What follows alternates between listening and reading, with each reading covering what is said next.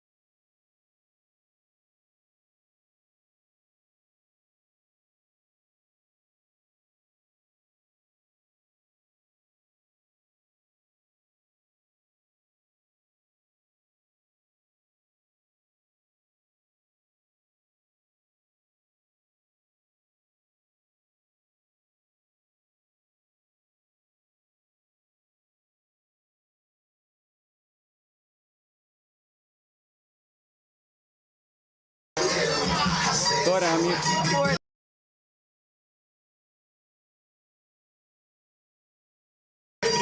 Test 1, 2, 3. 1, 2, 1, 2.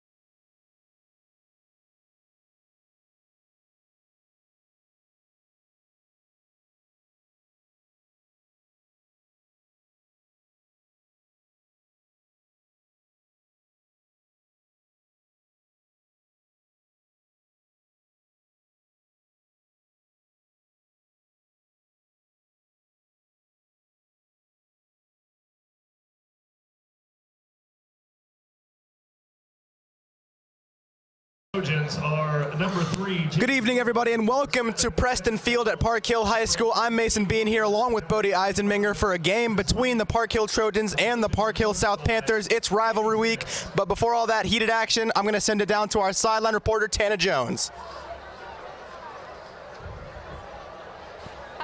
Thank you guys. Tonight, Park Hill South, we have a big Park Hill versus Park Hill South matchup rivalry game. Park Hill South quarterback Drew Polakovich is coming off of a shoulder injury, and he is back tonight and better than ever. We are looking forward to seeing how he does.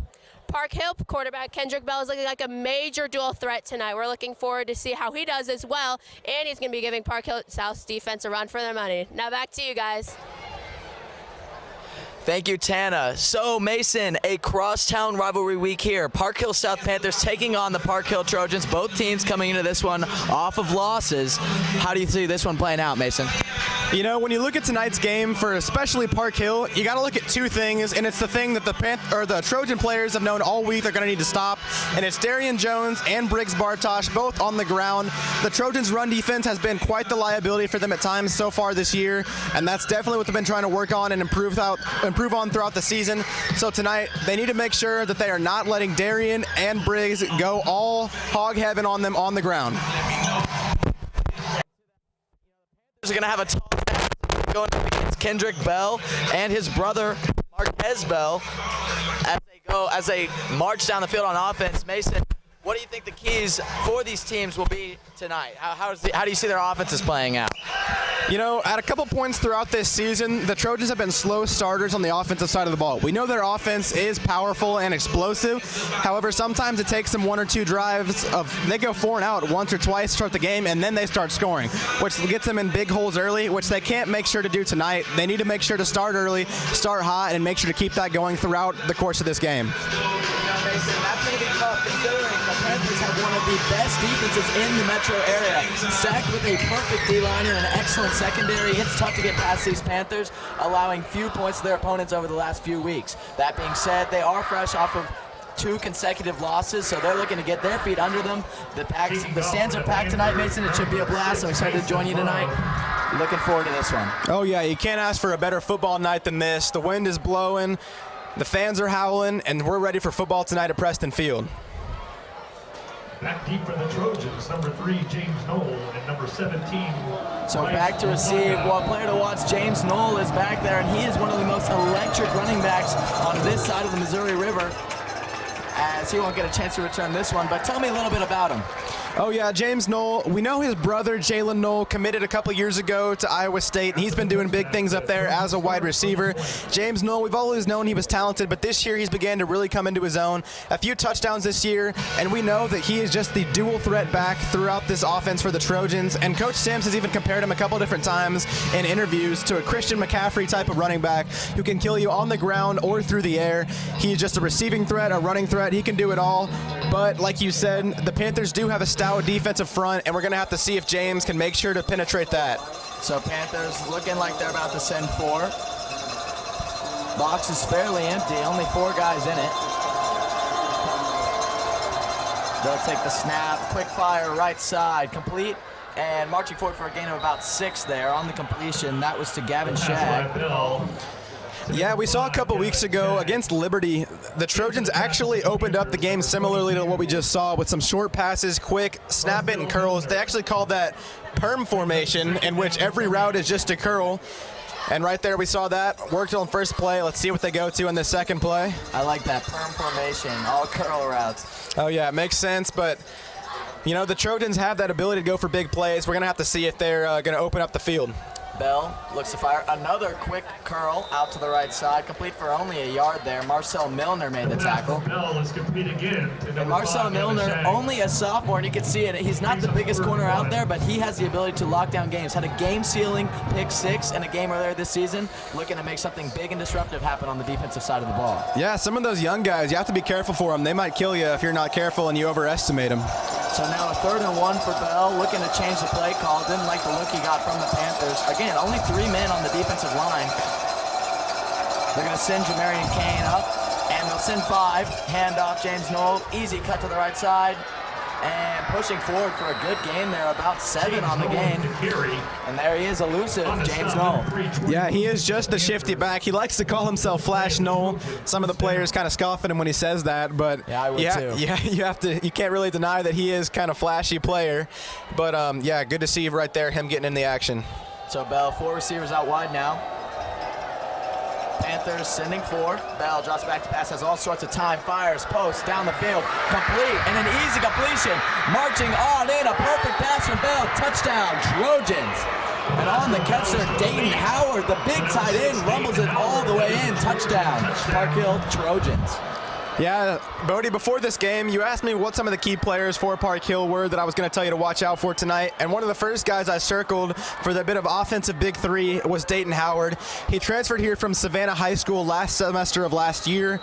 And he's made an immediate impact filling in for Jake Powell in that crucial tight end position and being a bit of a safety blanket and a sure-handed receiver for Kendrick Bell so far this season. He's actually scored in every single game except for the last one through so far this season. And college scouts have started to take notice, and Dayton Howard is just an elite playmaker. Yeah, and sneakily athletic for the big tight end. He's a big guy, but he got easily past the defense there, squeaking by both a corner and a safety. What a play from the tight end.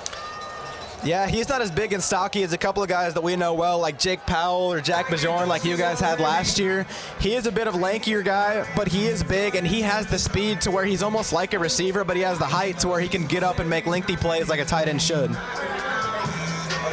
Well, Mason, if there's an upside here for the Panthers, we get to see their electric, high-flying offense. As Tana noted, there is a little bit of a QB controversy right now. Drew Polakovich, the typical starter, went down earlier this season with a shoulder injury. We'll see if he's back out there tonight.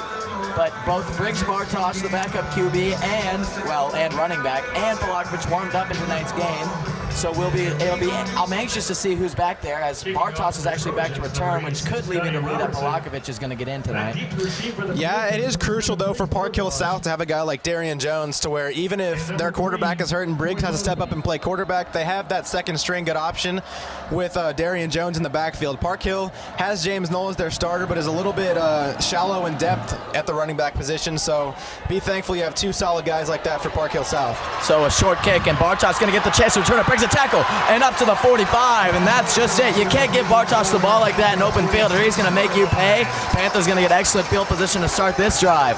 It does look like Bartosh is staying out there and playing quarterback, at least for the moment. Interesting. So Polakovich will stay on the sideline. He has his helmet on the top of his head. 1st and 10 for the Panthers at the 44. And an interesting formation to start the game for the Panthers. They have some D linemen out there. Kairos Martin is lined up at fullback along with two other big guys. Let's see if that means maybe a QB option play for Briggs. There it is. Big crack block from Jeremiah Kane. Briggs Bartosh going to get open field. Cuts it up the sideline. Makes a man miss. Still going down to the 27 of Park Hill. Briggs Bartosh in open space. And a weird-looking formation for the Panthers. It worked out, though. Yeah, just like I said, when you see unusual formation, especially with a guy like Briggs Bartosh out there, who's not a typical quarterback, more of a running back, yeah, you have to expect a little bit of trickery, a little bit of a different formation, and right there we see a bit of a similar formation already. And we'll see the Panthers do the exact same thing, as Park Hill will do a better job of stopping this one, only for a gain of about 6 on that carry. It's hard to do much of a worse job of stopping that than they did on that first play, but nonetheless, improvement, I guess. See if the Panthers set this one up again. We might see the same play from the Panthers all day, just daring the Trojans to stop it. It's like a video game, just running the same play that works over and over again. Right there it is. Hey, here it goes. How many more times until we see it to the right side, Mason? I don't know. I mean, if it ain't broke, don't fix it, I guess. And, he's picking up yards every carry. Positive yardage, never a bad thing. So they're close to the line to gain. I don't think they got there quite yet, but... if you have a strong running quarterback like Briggs Bartosh, you might as well use him. Returner, running back, and quarterback. Briggs Bartosh does it all. He's got an offer from West Point Army, I believe, so heavily recruited prospect. 3 stars as of now, but 4.4 speed. He can make you pay in open field. That's all you got to know about Briggs Bartosh. As now he'll take a snap and another power to the left side, makes a man miss, and forward for a first down. That's all that counts. Yeah, Briggs Bartosh is a bit deceiving when you look at him because he looks like he's almost like a bigger guy, stronger guy, power runner. However, like you said, 4.4 speed, he will eat you up in the speed department. He has those wheels that can really burn the defensive backs on the edge, especially when he gets outside. It could be 6 points real fast. Yeah, so now Bartosh will have 3 receivers out wide. He's got Kyle Dunaway, Ricky Guillory, and Mike Lane to the slot, as he'll hand it off to Darian Jones, who will cut it to the left side. Darian Jones forward for a gain of about 6. And if I'm not mistaken, Mason, Darian Jones transferred from Park Hill. Yeah, actually, he played here as a freshman and a sophomore. And after his sophomore year, which actually saw him getting some varsity playing time, he kind of split some time in that backfield where they chose a bit of a running back by committee approach between him, James Knoll, and Nate Wallace, who ended up transferring to Platte County the same year as Darian transferred to South. And yeah, Darian has seen a bit more of a heavy workload as a Panther compared to what he was going to see at Park Hill behind James Knoll. And that's in large part to Alan Wilmus, the ex-coach here at South. He has since left, and we have a new coach here at South. Benny Palmer has taken over, but Darian Jones got a heavy workload under Alan Wilmus, and he's really exploded into his role as the lead back here for the Panthers. And he'll rumble forward for 4 on that carry, though. Panthers moving dangerously close to end zone territory here, Mason. Yeah, and like we were talking about Darian Jones, when he was at Park Hill, everyone knew he had insane amounts of potential. He was a great back, but it was just one of those things where I think he didn't want to be kind of a second-hand back behind James Knoll, and he kind of saw himself becoming that approach because James Knoll was more of a trusted back. But I'm glad to see they both have a big role in their teams respectively. And here's Darian Jones in for the touchdown. Panthers score on an easy carry from Darian Jones right up the gut. Panthers back on the board here. Now your score 6-7 Park Hill South. Yeah, throughout the week I asked everyone what they were thinking about this game, and both teams would say, or both sides would say, you know, I think Park Hill is going to lose because their defense is so bad, but then the other side would say, you know, I think Park Hill is going to win because Park Hill South's defense won't be able to stop our offense. So it might just be kind of a shootout game tonight, a bit of a boat race, as some would say. Well, that would be fun, wouldn't it? Oh yeah, especially compared to some of the other games we've done together in the past. You know, last year's playoff matchup, it wasn't so fruitful for the Trojans as we got kind of routed here at the stadium. Well, and an away team in that game too. So just like tonight, the Trojans were on the opposite side of the field in the away visitor section. Yeah, this year is a bit different, though, because last year, I remember we sat down here, and the first thing you said to me was a bit of a lousy student section for the Trojans, and the first thing I said back was, yeah, I can't even blame you. Our student section's just pitiful. And this year, we've had a bit of a renaissance, I guess, in our student section department, and you can even see on the other side of the field just a lot better than it was last year. Last year, we'd have trouble even packing half the stands. Now we're at least getting closer to that full capacity type of thing in the student section, so you love to see that. And though it isn't an on-the-field type of thing, having that energy and being able to translate that down to the sideline can really change the momentum and the morale of this football team. Kicking off for the Panthers, Mason Love. So something to note here for the Panthers, Mason Love, the 5-star kicker and punter, nailed the extra point on the last extra point attempt, but he is the most talented guy to ever pass through the Park Hill South program, which is kind of funny, you know, as a kicker, but he is going places as he'll boot this one way into the end zone. That's a touchback. Yeah, I've actually known Mason Love for many years. Me and him played sports together as a kid. My dad knows his dad. It's been one of those things, but yeah, he's been talented at whatever he chose to do, and right now we're seeing kicking and punting becoming his thing, and hard to blame him as he is just quite the prospect at kicking and punting. But you know, the Trojans just last week played Liberty North, and they had a kicker named Blake Craig, who, if you don't know, he is the number 2 ranked kicker in all of the country, and Mason Love isn't far behind him. Those two are about 1 and 2 in the state of Missouri. Mason's about, I think he's 3 or 4 nationally, so. 1 and 2 in the state of Missouri for sure. In the same district, that's awesome. Yeah, those two are both talented. So now Bell will take the snap, roll it to his right, looks to fire, and now scrambling to the left side. Evades a tackler and up the sideline. Oh. Big hit laid on him. That's going to be a flag. Jamarian Kane rocked him out of bounds, but that's going to be an extra 15 tacked onto that one. A late hit from the Panthers. Yeah, I know we never want to see stuff like that happen, but it is rivalry week. There's trash talk throughout the week on both sides, and right there we saw that heat kind of boil over, and right there we saw Park Hill South kind of, you know, play it a little dirty right there. I mean, I don't want to see any dirty play from either team, but yeah.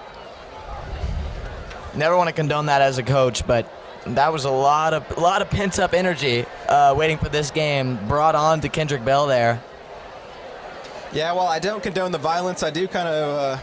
It is kind of entertaining to see the rivalry week kind of becoming exactly living up to its name and being an actual rivalry, rather than just a namesake almost. Right. I love seeing it actually, these players be passionate about this game and not just playing the game against a team that they're across the district from. So now Panthers looking like they're sending 4. Bell will drop back to pass, has all sorts of time, and will look to scramble.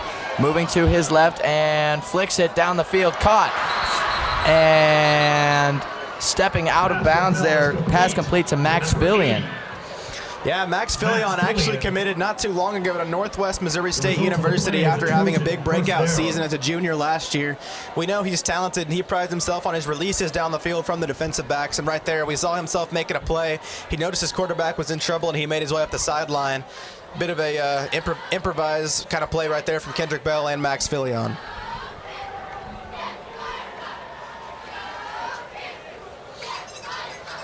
So now Bell in the gun, takes the snap, looks to throw, fires, near sideline, and nearly complete. Looking to complete one over Javius Smith, and looking for the big tight end, Dayton Howard again. But Javius there, good pass defense from the young corner. Yeah, I think Kendrick Bell saw Dayton Howard one-on-one at the bottom of your screen, and they wanted to kind of take advantage of that size differential between him and Smith on the left side of the screen. And yeah, they tried to do it right there, have Dayton Howard moss him over the top, but was not able to come down with that ball. Good defense right there by Javius Smith. Hard to criticize play like that. So they're going to line Javius again on Dayton. To the bottom of your screen. Bell looks to throw, fires it into the flat, and almost wrapped up, but getting away is Noel, and he's going to break another tackle. Gain of 5 after all that, but what a play from the running back. The Trojans like to do that little swing bubble pass to the right side to the flat to James Knoll. A few different times in this game you'll see that. It's one of those plays where sometimes it works really well, and other times he gets swallowed up before he can even catch the ball. And a couple of times this season, we've seen Kendrick Bell try to go to that pass and actually kind of miss when he has pressure in his face. He kind of leaves it too low for James Knoll to really pick up. So that's going to be an interesting play to watch for, especially if the Panthers bring pressure and they try to go to the outside like that. That can open up a big game. So now the Trojans with tripped receivers to the bottom of your screen here. And handoff, Knoll wrapped up quickly. Jamarian Kane in there to break that one up. That's going to be a loss of 5. And that's the breakout linebacker, Jamarian Kane, and he is so good as a right outside linebacker. I mean, he blows up everything, always in the backfield, can play pass coverage too, but his real strength is as a pass rusher, shows you there. Yeah, that was just textbook pressure right there. Put the swim move on the lineman, made sure to get right to the running back, gave him no time to get his feet under him before he was brought down behind the line of scrimmage. So now Trojans going for it on 4th down, 4th and 10. It is in go for it territory. Too long for a field goal, too short for a punt. Pass to the seam, incomplete. Bell was looking for number 17, Bryce Liska. Panthers take over. 1st and 10. Yeah, even if that pass was on the money and was complete, I'm not even sure if he would have gotten to the line again. The Panthers had some defensive backs right around him. That was an interesting play call on 4th down, especially when you have guys that can get separation down the field. It's kind of interesting to see them going for a bit of a shorter route right there and trusting a guy like Lasaka to make a play and then try and get the 1st down instead of going for the 1st down outright. So now Bartosz again in at quarterback, so it looks like Polakovic will be relegated to kick holding duties.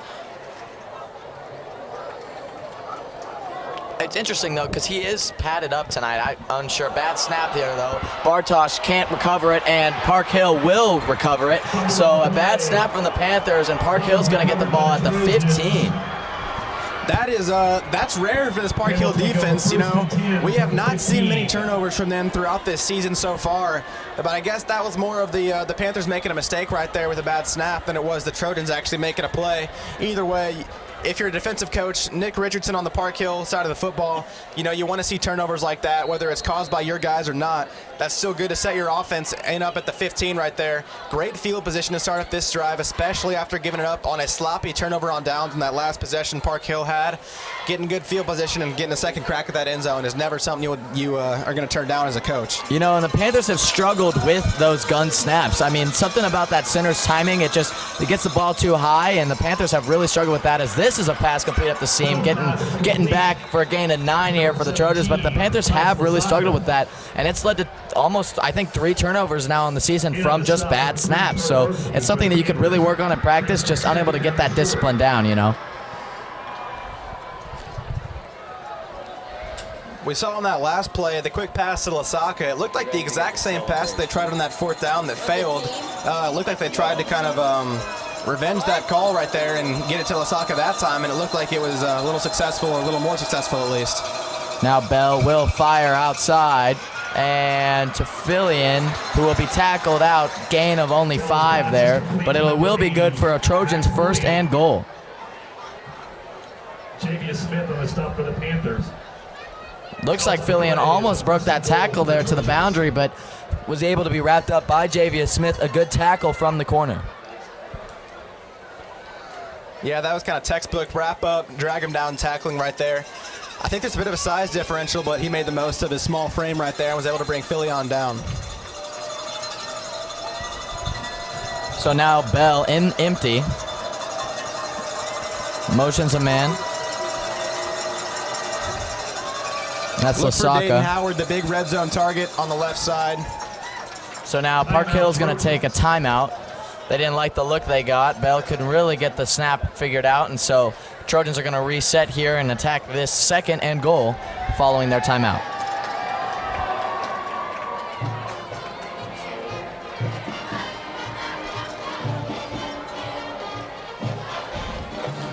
You have to wonder what the Trojans are drawing up here in this timeout. I mean, they do have some options. However, you have to think that they might want to keep it off the ground after seeing what the Panthers' defensive front can do and pierce that line and make sure to get pressure immediately and swallow Bryce Lasaka up like we saw in that last possession for a loss of yards.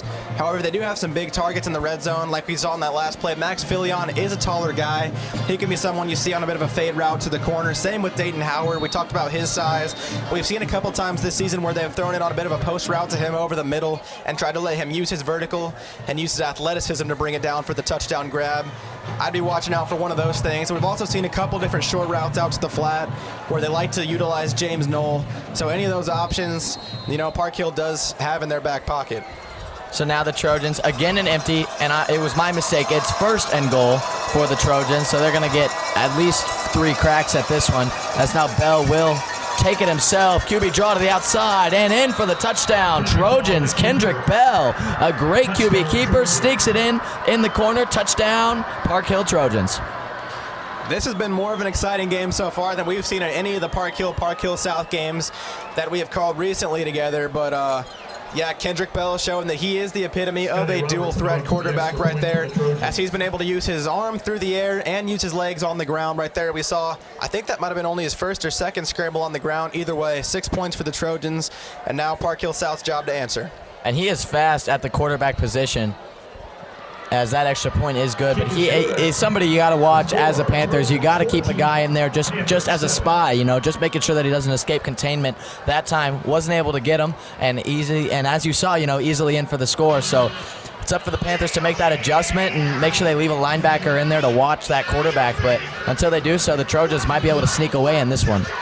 One thing I am kind of wondering about is why a couple drives ago the Trojans decided to go for it on 4th and 10 when they were in field goal range.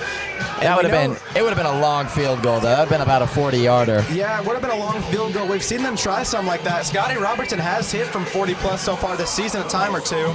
But he was a guy who did have his struggles last year, mainly in the game against Great Pack. He missed a number of game-winning field goals, and then led to the Trojans eventually lost in overtime. But he made sure over the offseason worked hard. Number 7, Briggs Maratage, and number 3, Troy Mosby. And Scotty Robertson on the kick for the Trojans. Into his own as a kicker and make sure he was more reliable for the Trojans to go to. But right there, we saw maybe the coaching staff is a little unconfident, and Mr. Scotty Robertson, as we saw them decide to go for it on 4th and long rather than just take a field goal with a senior kicker who has just already a few years of experience. And if I'm not mistaken, he plays soccer at the same time, right? Yes, he does. He is on the boys varsity soccer team. As now Bartosh is going to get a solid return there up to the 37. He'll be tackled out of bounds, and on will come the Panthers offense. But yeah, you know, multi-talented kicker there, but plays on Friday nights and on soccer game nights, so, you know, he gets a lot of athletic action. Good for him, though, as now we'll see the Panthers offense take the field. Yeah, and being a kicker and being a soccer player is one of those things that kind of goes hand in hand. It's almost like being a receiver or a defensive back and also being a sprinter. It's one of those things where, you know, each one kind of hones your craft. So now Bartosh going to try and draw him off sides there with the fake snap count. Looking to change the play. He'll take the snap and he'll look to throw for the first time tonight. Going to lob one deep down the sideline. Has a man. Ricky Guillory caught, shakes a man, and will walk in for the touchdown. Park Hill South, one play, one score, and that'll tie the game up. Assuming the extra point goes through, that will time the game up. But what a play for the Panthers. Only a one-play drive there, and we were talking about it. The Park Hill defense can be a liability at times. We just saw it there. Yeah, and saying it can be a liability at times might even be a bit generous, as throughout the season it has been their biggest liability, and it has been most of the time, not just points here and there. They have been nothing if not spotty throughout this season, and right there we saw it again as a couple of these defensive players this week were talking about how they were kind of questioning Briggs Bartosh's ability to throw the football. But right there, that ball was right on the money. Yeah, that was perfect. I saw him drop back to throw and was kind of wondering, like, this is the first time we've seen him throw tonight, but he put that ball right on the money. You cannot throw a better football than that, and Guillory caught that one and shook a man and made a great grab right there, and there's not much more you can say about that play. Just perfect throw, perfect catch from that Park Hill South offense. Yeah, and Ricky Guillory has kind of been a breakout wide receiver here for the Panthers. Had a really, really nasty route last week that made it all the way to the overtime account on Instagram with over 100,000 followers. So good for Ricky right there. You just saw a perfect play, and he's actually out there on special teams right now, which is pretty funny. But broke a man, broke a tackle, and walked on in for a touchdown in single coverage. And now the Panthers are going to kick this one away. Trojan's going to get a crack at this one. It's been a little funny kind of seeing these student sections go back and forth. It's like one team scores a touchdown and they're kind of talking some smack, yelling across to the other team saying, we can't hear you, and then the other team will answer back with a touchdown, and then it's the opposing side that'll be quiet, and then, you know, they'll be talking some smack back and forth. And right there we saw Park Hill South kind of going firing back after scoring that one-play touchdown, and it's hard to blame them. Perfect play. And I would be chanting about it too if I was in that student section. And they're intense momentum swings, as I describe it, as Mason Love's kickoff will be returned for a nice run back. A flag's going to fly, though, but as it stands now, a return to the 34 for James Knoll, but we'll see what the flag is. It's on the far side of the field, so thinking some sort of blocking penalty on the Trojans. Stop on the return. Flag on the play. Possibly a block in the back, maybe a clipping penalty.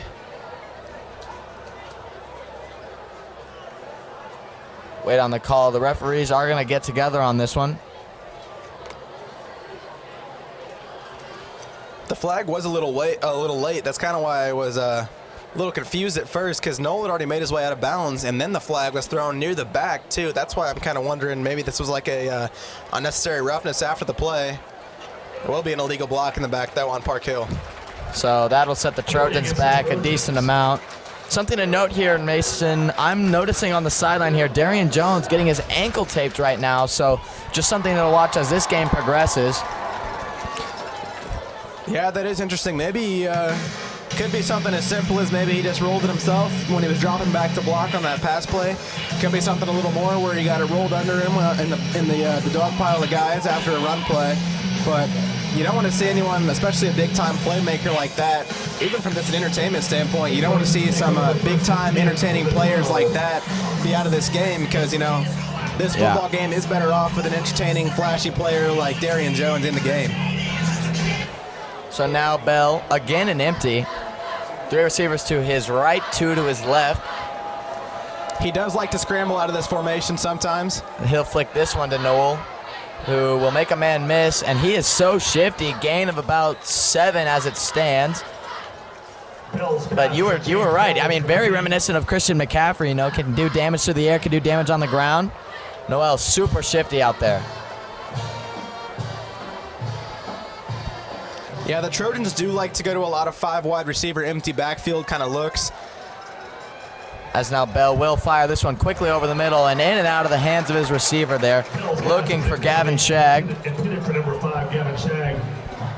You will see a lot of those 5 wide empty backfield looks. However, like we saw right there, I was talking to Gavin Shagg last week, and he says that a lot of times they like to do motion in that formation because that causes the linebackers and the safeties to kind of drop their coverage a little bit, which opens up big plays after the motion down the field.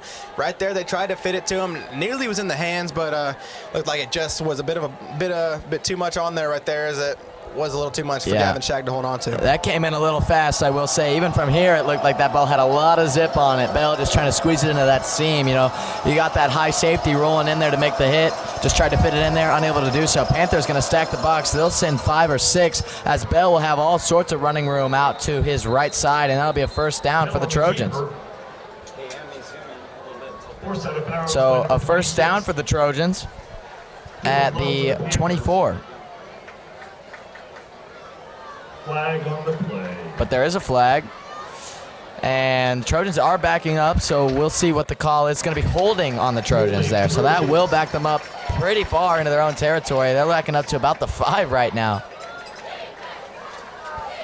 And that's one of the most costly penalties in high school football. I mean, 15 yards is huge, especially in your own territory like this. It'll be interesting to see how the Trojans recover.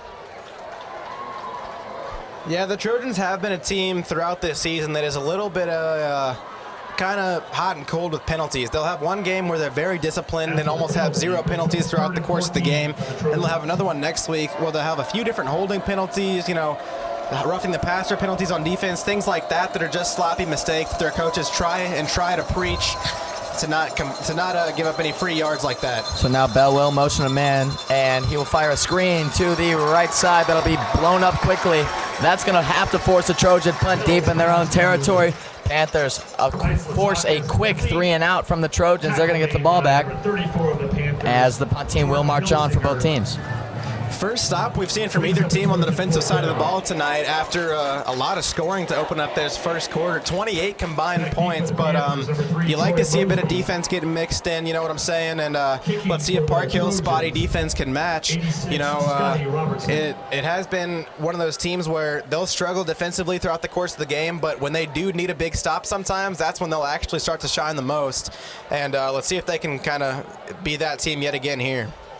And Robertson will punt this one pretty decently far from his own end zone to the Panther 40 is where they'll start on offense. So about 60 yards to go on offense. Sorry, struggled with the math there, but 60 yards to the Panthers here. We'll see if Briggs Bartosh can lead them to the promised land to take the lead in this game with 3 minutes left in the first quarter. It's a high-scoring one, 28 total points so far. See what the Panthers have in store for us.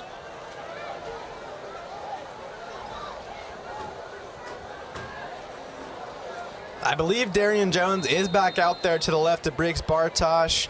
Hard to see from here, but I do believe that's him, and indeed it is. So it's good to see him back in the game after getting his ankle taped up. As now it'll be a handoff to Jones, who, like you said, is back in the game, and he'll charge for it for a gain of about 7 there. Darian Jones, he runs with such force. I have never seen somebody push that hard against the ground, and he delivers some pain when he hits you. I wouldn't want to tackle him. I would be way too scared to run into that guy. Oh, yeah, to say the least. He is a powerful runner, and it's good to see that he didn't lose a step right there, picking up a gain of 8 on that first play right there after getting his ankle taped up. As now he'll take another handoff, another counter to the right side, and he'll lunge forward for a first down. So Panthers moving on offense to the 49 of the Trojans. He's one of those guys, though, that runs so hard to where it's rare to see him lose yards on a carry. Even his bad carries are still 1, 2, 3 kind of yard gains. And right there we saw that again, as it wasn't the big gain, flashy play like we're used to seeing from him, but it was good enough to get the first down yards it needed. Fresh set of downs for the Panthers. as now Bartosz will fire to the right side. Caught Mike Lane. He's going to try and make a move, but will be wrapped up from the base. Got kind of twisted around there. So for only a gain of a yard will go Mike Lane. And Mike, a transfer from Winnetonka, came with Coach Palmer to Park Hill South looking for a heavy role in this offense. And he is a big play threat, but unable to find his consistent footing in the passing offense so far. We'll see if Briggs Bartosz can bring anything to change that role around.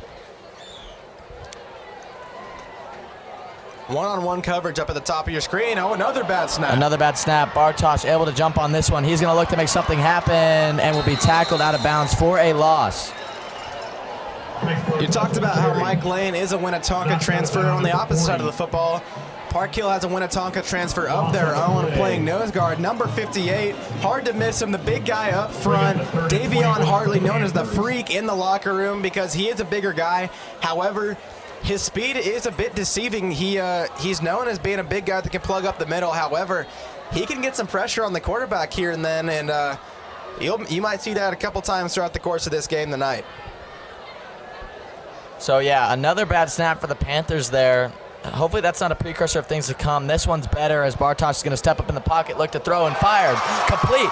And Ricky Guillory ahead for a big gain. It's going to be close if they mark it as a first down. You have to think you're going for it regardless of what the call is. They're going to talk about it, the referees. It looks from here it's going to be a first down, but waiting on the spot. And they will move the chain. So Bartosz stays in the pocket, fires a nice post over the middle to Ricky Guillory, complete for a big gain for the Panthers, first down. So far tonight, it doesn't look like Bartosz's throwing ability has been any sort of a liability for the Panthers. Yeah, and last week against Liberty, Bartosz looked a little uncomfortable back there, but this week, passing with ease, it looks like, as this was complete to Dunaway, Kyle Dunaway there, who will move forward for a gain of about 8. Something funny here, his brother, Grant Dunaway, plays left tackle for the Panthers, so a little brother connection there as Kyle will move the Panthers forward for about 8. Yeah, speaking of that Panther offensive line, I believe the Panthers center is one of their team captains, actually used to play at Park Hill. I think it's Elias Contreras. Yeah, Elias was the starting center for Park Hill actually as a sophomore. He transferred again a bad snap. And this one, again, recovered by Park Hill. So Elias Contreras struggling to get those snaps out. That's 3 bad ones and 2 turnovers there.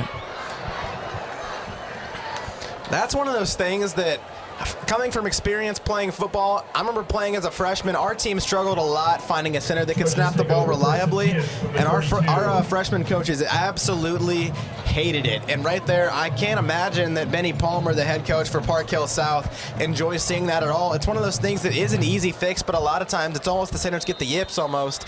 Yeah. Being in there, just get inside their own head, and right there, we've seen it a couple times already tonight. Second turnover. So the Trojans now can step up in the pocket, deep pass. Perfect placement to Noel, who's going to break a tackle and move into the open field, make a man miss, and drops him in for the touchdown. James Knoll, a perfect play from the running back, in for the long touchdown. Touchdown, Park Hill Trojans. That was quick.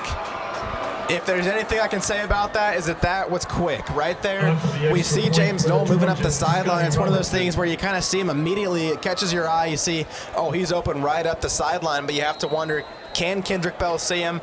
It looked like he almost was scanning his options and looking for someone else, but at the last second, he saw James Knoll moving up the sideline, threw it up, placed it right in the breadbasket, and like that, it is a one-play touchdown for the Trojans. Extra point appears to be after the kick. And it is.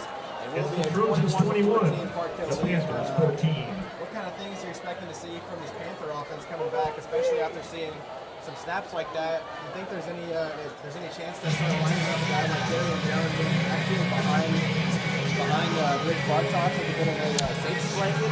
Snap back like that? You'd like to think so. I just don't know if they can make that adjustment yet. They might have to wait until the quarter breaks in order to kind of get that scheme change going, but I mean, the center, Elias Contreras, who's normally pretty good, I mean, only probably about 1 bad snap a game, already has 3 to start this one. You'd like to think that they're going to line up in that I formation, but We haven't seen it yet. I haven't really seen it at all from this Panthers offense so far this year, so it'd be a little uncharacteristic of them, but sometimes you have to make an adjustment. We'll see if Coach Palmer draws something up for the Panthers. Yeah, it's kind of hard to tell, and it's one of those things where you have to question whether it is a center issue of Elias Contreras giving bad snaps or if it's a quarterback issue, because we know that Briggs isn't too experienced at quarterback, as he typically does play running back. Maybe it is an issue with Briggs handling the snaps in the backfield, and we'll have to see how that kind of transcends throughout the course of this first half. You know, and it could be kind of a chemistry thing. The typical starter for the Panthers, Drew Polakovich, is much taller than Briggs Bartosh. He stands at about 6'4", Bartosh at about 5'11", so maybe it's a height issue for the center. I mean, getting used to that height change mid-season after practicing all offseason like that, it can be tough, as Mosby will return this one to the 30 for the Panthers, so we'll see if Contreras can adjust. I mean, a very capable center, started as a sophomore, like you said, so has a lot of experience under his belt. We'll see if he can make an adjustment as this game progresses. That was a great point you made right there with the chemistry argument. And yeah, 5 inches of height differential is a big difference. You might not think so, but, you know, picture this, someone who's 5'5" and someone who's 5'10". That's a big difference. And 5 inches on a football snap. Football is a game of inches, a lot of people like to call it. And right there we see that that's been eating at the Panthers so far tonight. As now Bartosh will take this one in a power play, and he'll run up forward for about 3 yards. So it'll be 2nd and 7 for the Panthers. And along with the height, you know, there's also the wingspan issue. So as players get taller, their arms get longer, and some of these snaps that go over Bartosh's head could easily be fielded by Polakovich. So that's why it's a little tough for him to grab these bad snaps. But again, very capable center, very capable players, so we'll see if we can get any adjustments at quarter, as that first quarter will end. Your score, Park Hill Trojans 21, Panthers 14. We'll see you right after this break. In 1998 with about 1,000 students. As part of our year-long celebration this last Monday, the 25th school day of the 25th school year. Download the Price Chopper app today and get big savings every time you shop at Price Chopper, whether you spend a little or a lot. Just check the Price Chopper app to see the offers each week and then choose to spend them at checkout or on fuel at Quick Trip. Great savings every time you shop at the Parkville Price Chopper or with your Price Chopper app. Of all of our students and staff coming together for our commemorative photos.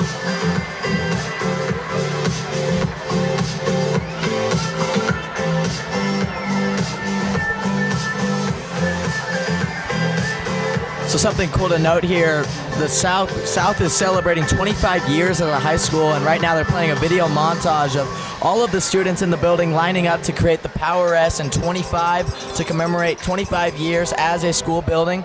A lot of year-wide celebrations, year-long celebrations taking place at South, so it's a very exciting time for us over at the South Side, so a lot of fun, as this is a handoff here, and Bartosh going to back up way deep, but has all sorts of open field. Will fire down the field to Ricky Guillory, who will catch it. It breaks a tackle, and down to the 20. What a play, playing some backyard football for the Panthers.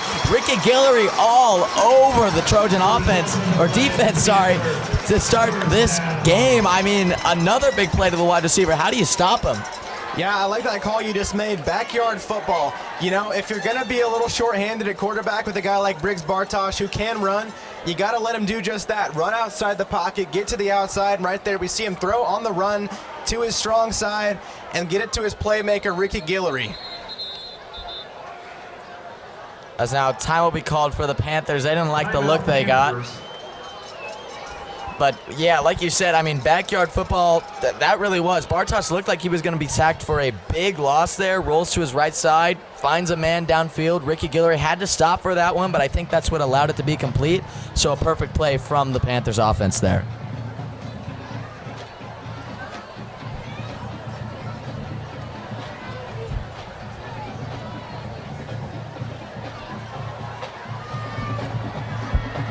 Yeah, and a couple times on this drive so far, I've seen Briggs actually, the snaps look like they're still coming in a little high from Elias Contreras, but it looks like Briggs has been almost kind of anticipating that and being aware and making sure that he has his hands up early to kind of grab that snap and make sure he doesn't allow any more snaps to get behind him into the backfield.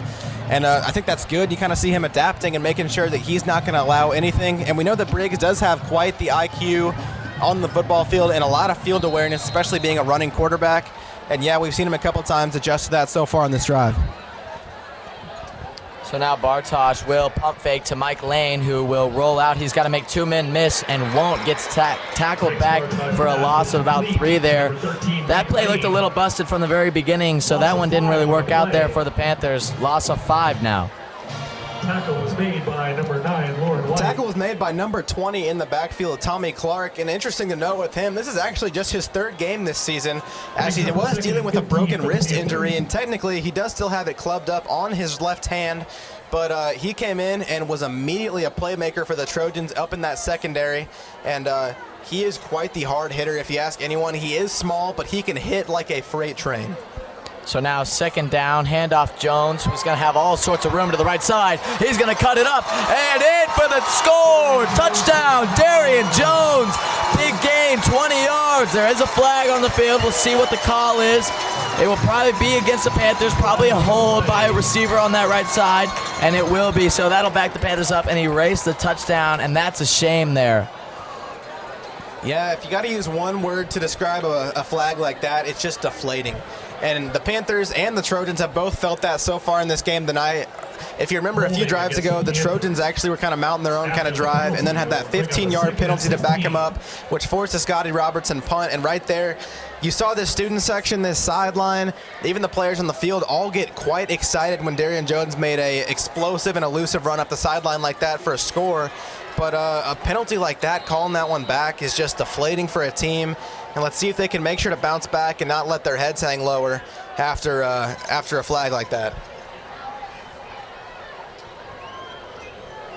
So now it's going to be 2nd and 16 for the Panthers following the holding call. As Bartosh will look to pass here. He's got pressure coming, and he's going to move to his right. He's got all sorts of field, and he'll run forward at least for 1st down. It's going to be 1st and goal from the 9 for the Panthers. Bartosh almost got sacked in the backfield, rolls to his right, and scrambles forward for what should be a 1st down, and it will be. So it'll be 1st and goal from the 8. That almost reminds me of Josh Allen's ability to kind of step up in the pocket and evade a sack like that. That's a special trait to have as a pocket passer, to where you can step back and step up in the pocket and make sure to stay calm and unpressured and throw the ball, but also make sure that when you do have pressure in your face, you can step up and evade the sack. And that's quite a compliment, as this is a handoff to Darian Jones. Yeah, that's quite a compliment there for Briggs Bartosh. He's definitely not as big as Josh Allen, but I'd argue he might be faster. He's running a 4.4. Not sure what Josh Allen ran, but I don't think he was that fast. Oh, we know Josh Allen is quite the mobile quarterback, especially at a frame like he has. But, yeah, I'd argue that in a foot race type of thing, I got to go with Briggs Bartosh. He has that lights-out kind of speed. And now the Panthers are going to line up in another one of these power looks. Looks like they're going to the left side.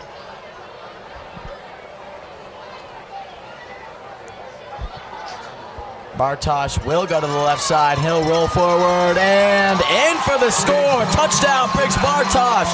Power run to the left side. Heavy formation and in for the score. Easy for the Panthers, as now they're going to knot this one up 20-21. What a play from the Panthers, and another high-scoring, high-flying offense for the Panthers tonight. Yeah, you kind of were wondering throughout this lead-up this week to this game. You're kind of wondering, you know, the Panthers are a little short-handed at quarterback with Drew Polakovich being out, but you know, Briggs Bartosh has looked to be quite the sure-handed replacement for him tonight. You know, I was kind of wondering how Briggs Bartosh will be able to handle this pressure, especially with it being rivalry week, being a big game like this. But he does not look to be phased so far tonight. And if you minus those botched fumbles tonight, the Panthers would have the lead so far tonight, I believe. Yeah, I think the Panthers would kind of be blowing them out if we didn't have these turnovers, you know, and easily fixable things. When you see the Panthers offense run at perfection like that, I mean, they look unstoppable. It's just a matter of cutting down on those simple mistakes as this game progresses. One thing I've really been intrigued by so far tonight in this first half is the playmaking ability of Ricky Guillory at the wide receiver position. He's not a guy that you hear about being from a different school. We don't typically hear his name come up when it comes to the big players on the Park Hill South team. But so far tonight, I'd argue he might be the most important player so far, other than at least Darian Jones and Briggs Bartosh. He has been getting some very elite separation down the field. He's already made a few different deep ball grabs. And I remember on that 3rd and 21 earlier, even though it didn't go for a score like a couple other ones of his catches tonight, he was able to be open in the seam over the middle and just was sure-handed, made sure to make the grab in traffic for the long 3rd down conversion after the throw from Briggs Bartosh. So now on to kick this one away, Mason Love. And that one's deep and gone. Touchback for the Panthers, and now the Trojans will take the field at the 20. So now it's kind of a game of making a stop here. You know, Panthers typically have a pretty stout defense. Right now, letting up 21 points. You know, it'll be interesting to see if they can step up in this one. Of course, we know that the Trojans have a high-flying offense. We know that Noel can play every position on the field. See if they can stop him. If you had to give them a key to stop Knoll, what would you tell them?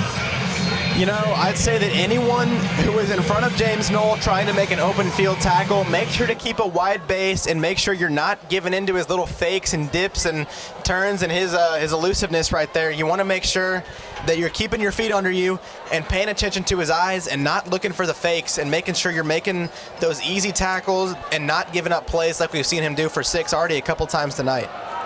As this is going to be a handoff to him, and he's going to make a man miss again, move to his right side, or left side, sorry, and up the sideline. Tackled out of bounds by Javius Smith, but Knoll just unstoppable. Big gain there for the running back. Like I just talked about, you want to make sure to keep your feet under you and make sure you're making those tackles and not giving into his fakes. And I saw number 12, Caden Sabry, in the right after after Knoll crossed the line of scrimmage, he had an ability to make that tackle right there. Was not able to capitalize as he let Knoll almost fake him out and run right by him. And now Bell and empty. Senses pressure, will roll to his left, flick one, and complete. Big gain there, about 8 yards, but Bell there just kind of with the left-handed flick, a little flashy there from the quarterback. Yeah, if I had to say one thing about Kendrick Bell is that he thrives when he is forced to make something out of nothing.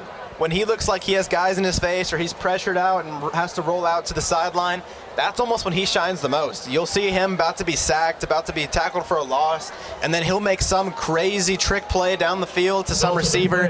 And you know, it's those, especially having those speedy receivers on the outsides like Gavin Shagg, Bryce Lasaka, Max Filion, any of those guys can get open downfield, especially when they're forced to kind of abandon their route and kind of run around trying to force themselves to get open. That's when Kendrick Bell can shine the most. And right there we saw that. He was pressured over to the sideline as we actually see number 2, Javius Smith, the defensive back, being helped off the field. Yeah, I think he got hit pretty hard. I think the referees saw it and wanted to keep the player safe, so they're going to move him off the field and check him probably for a concussion here.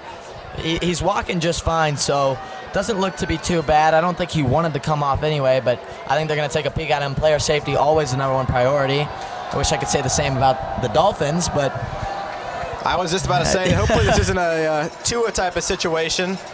As now Bell's going to lop this one sideline, and a pretty looking pass flag is going to fly. Oh, that might be against the Panthers. I don't know if I'll agree with it if it is. I didn't see any contact over there. Yeah, I was kind of confused by the flag. I didn't see much contact over there. The official's kind of discussing. The question I was more wondering is whether Dayton Howard got those feet in on the left side. I guess they called it incomplete, but it was real close on that sideline. And it looks like the Trojans will move forward. Pass interference against the Panthers. It is pass interference. I don't agree with that one, Mason. Yeah, and you know, I go to Park Hill, and even I have to say that I don't necessarily agree with that one. Yeah. That was minimal contact. I'd have to see a replay. Yeah, maybe there was something I missed, maybe a bit of a tug of a jersey, but it didn't look like there was anything too severe, at least from the eye up here.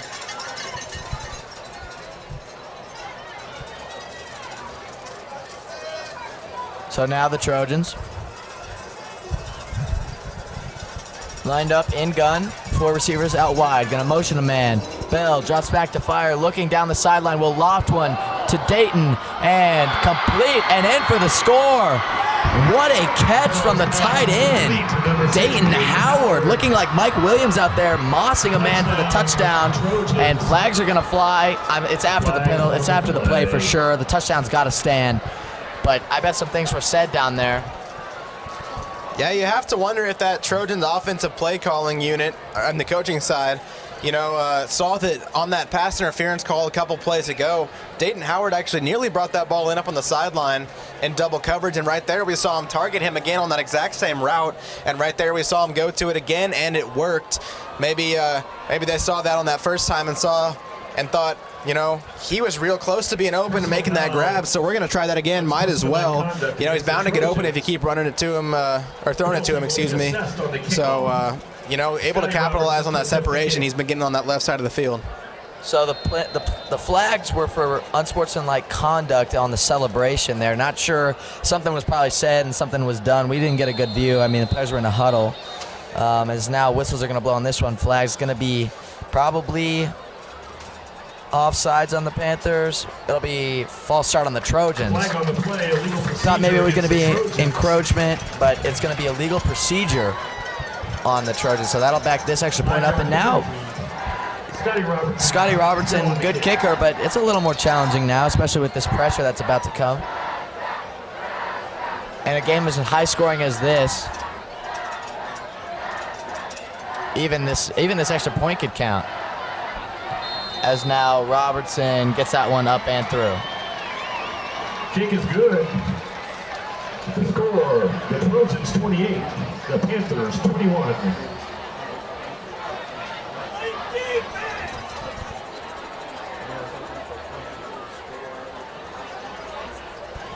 So the extra point is up and good. Park Hill leading the Panthers here 28-21. High scoring game. What do you see the final score tally being here? I mean, how many total points do you see in this one? I mean, if it keeps up on this pace we've seen so far, we've seen the Trojans in a couple high-scoring affairs so far this season, namely the Ray Peg game, which actually ended 57-50 in overtime, and then the following week they lost 50-49 to Blue Springs South at an away game. So we've seen them in some high-scoring affairs, and we know that their offense can put up the points, but it seems that they might have met their match offensively tonight in this Park Hill South offense, as they've been putting up points mano-a-mano with them so far tonight. Mano-a-mano. So now the Trojans are going to kick off deep in their own territory following the unsportsmanlike conduct. Kicking off from the 25. We'll see if we see some sort of electric return here from Briggs Bartosh or Troy Mosby, who are back there to return this one for the Panthers.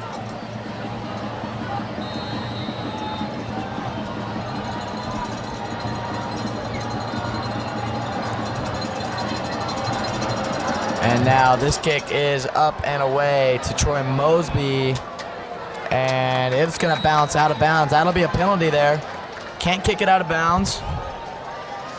But maybe even a better alternative than what would have happened. Something to note right there is I actually saw number 84 on the special teams unit for the Trojans. That's the senior Jordan Ryder getting into it with a couple of Panthers near this Panther sideline. Kind of some pushes and shoves being thrown out for that play. A little bit of words flying through the air. It is rivalry week like we saw earlier tonight with the late hit on Kendrick Bell. But right there, you don't want to see anything bad happening. But, this is a heated rivalry historically. And right here we're seeing just that being played out in this context. On the kick for the Trojans. So now the kick out of bounds will result in the Panthers starting in good field position here on offense. Offensive line moving to around the 50. So it could be a pretty short field here for the Panthers, but they've been in short field all night, not able to capitalize as much as you'd like them to. Yeah, hopefully this drive's different. You got to say, though, it's been less of a lack of capitalization from the Panthers and more of a increase in some silly mistakes in the snap game from Elias Contreras. That's kind of hindered their offensive abilities a couple times tonight. But hopefully the Panther offense can kind of move past that, as we saw them do on the last drive, as they sustained a nice, methodical drive down the field with the ending with the running touchdown there. And let's see if the Panthers can do that yet again. So now Bartosh will drop back, looks to pass, fires, post, Mike Lane in the middle, caught. What a play. Number 13, Mike Lane on a post down the field. Panthers marching now to the 18. Made a leaping grab in double coverage, no less. Mike Lane right there. We saw the vertical. He flashed the athleticism a bit. as he caught that in double coverage over the heads of both Tommy Clark and I believe Luis Perez Jr., two guys you don't see make a lot of mistakes, but right there give up the easy 50-50 ball where you have to actually argue is more like 66 to 36% as they had the double coverage on him. As now Darian Jones will rush forward for a gain of about 9, and that's some good math there, Mason. 66%. And you're right, I mean, the 2 men on him came down with the catch. What a play from the 3-star receiver, transferred from Minnetonka. Lots of receiving playmakers for the Panthers tonight. I've been impressed. Even I'm from the rival school, and even I have to say that I've been impressed by this Panthers offense so far tonight, especially after being led by a bit of an improvised situation at quarterback with a running back playing back there. Yeah, spreading the wealth a lot, it seems, as Bartosz will now keep this one on the QB power to the left side, down to at least the 5. He is not scared for contact at all, especially as a quarterback. Like, we know he's a big, powerful running back, but he ran right into that defender. Zero regard for human life as he was just kind of flying in there and put a hard hit on that defensive back near the Panther sideline. And he embraces the contact a little. I mean, he does not want to back down from a challenge. Even if the guy is way bigger than him, he will run full steam into him. And some of the times he'll break these tackles, so there's a little benefit to doing it, as now he'll take the snap. Another high one to Darian Jones, who hits his own man and will fall back for a loss of about 2 yards there. That's just an unfortunate accident for Darian Jones. Ran into his tackle, and those are big guys up there, so easy to fall back with all that momentum. Another thing I do want to note right now is I know we were joking earlier and saying that James Knoll could play every offensive position, but we actually see him playing cornerback here, I believe lined up on Kyle Dunaway near this Panther sideline. That's interesting to see. I've seen a couple times throughout this season they'll put in Knoll or Lasaka or Shag in that deep secondary. As now that's a fade route to Dunaway. Back corner just couldn't hang on to that. It was a perfect ball, but unable to come down for it was Dunaway. Kyle Dunaway. Yeah, and I pointed out how James Knoll was in there, and even though he is a great running back, we cannot act like he is the biggest of guys out there. But Kyle Dunaway does have some height on him. We know he's a menace on the basketball court. And right there, I believe Briggs Bartosz tried to lob one up and utilize that height differential. As we saw Kyle Dunaway nearly come down with it in the corner of the end zone, but you know, just could not grab it in the hands in the back of the end zone. So Panthers going to take a timeout, and you wonder if Dunaway is going to get a better chance at a touchdown than that. I mean, even though he was covered by Knoll, I mean, much bigger, and it was a perfect ball from Bartosz. Just couldn't hang on to that one. That's one he's going to wish he had back. One thing that skilled players on offense always talk about is making sure that they bring the ball in before they kind of start celebrating or start moving their way down the field on rack yards. But maybe that was a bit of Kyle Dunaway getting too excited right there and kind of looking up from the ball before he made sure to secure it in the hands.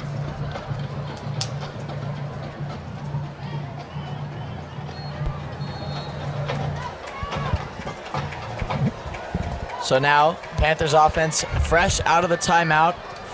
Looks like it's going to be 3rd and goal for the Panthers, and they have struggled within the 10-yard line this season. Has not been a strong point on offense.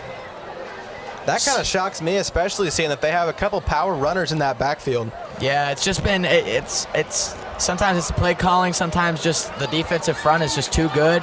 As now Bartosz will fire over the middle. Caught! Touchdown, Panthers. I believe that's Jay Romulus in there. The slot receiver sneaks past the linebackers in between the safeties, finds a soft spot in the zone. Touchdown as of now for the Panthers. Flag down at the 13-yard line, I believe.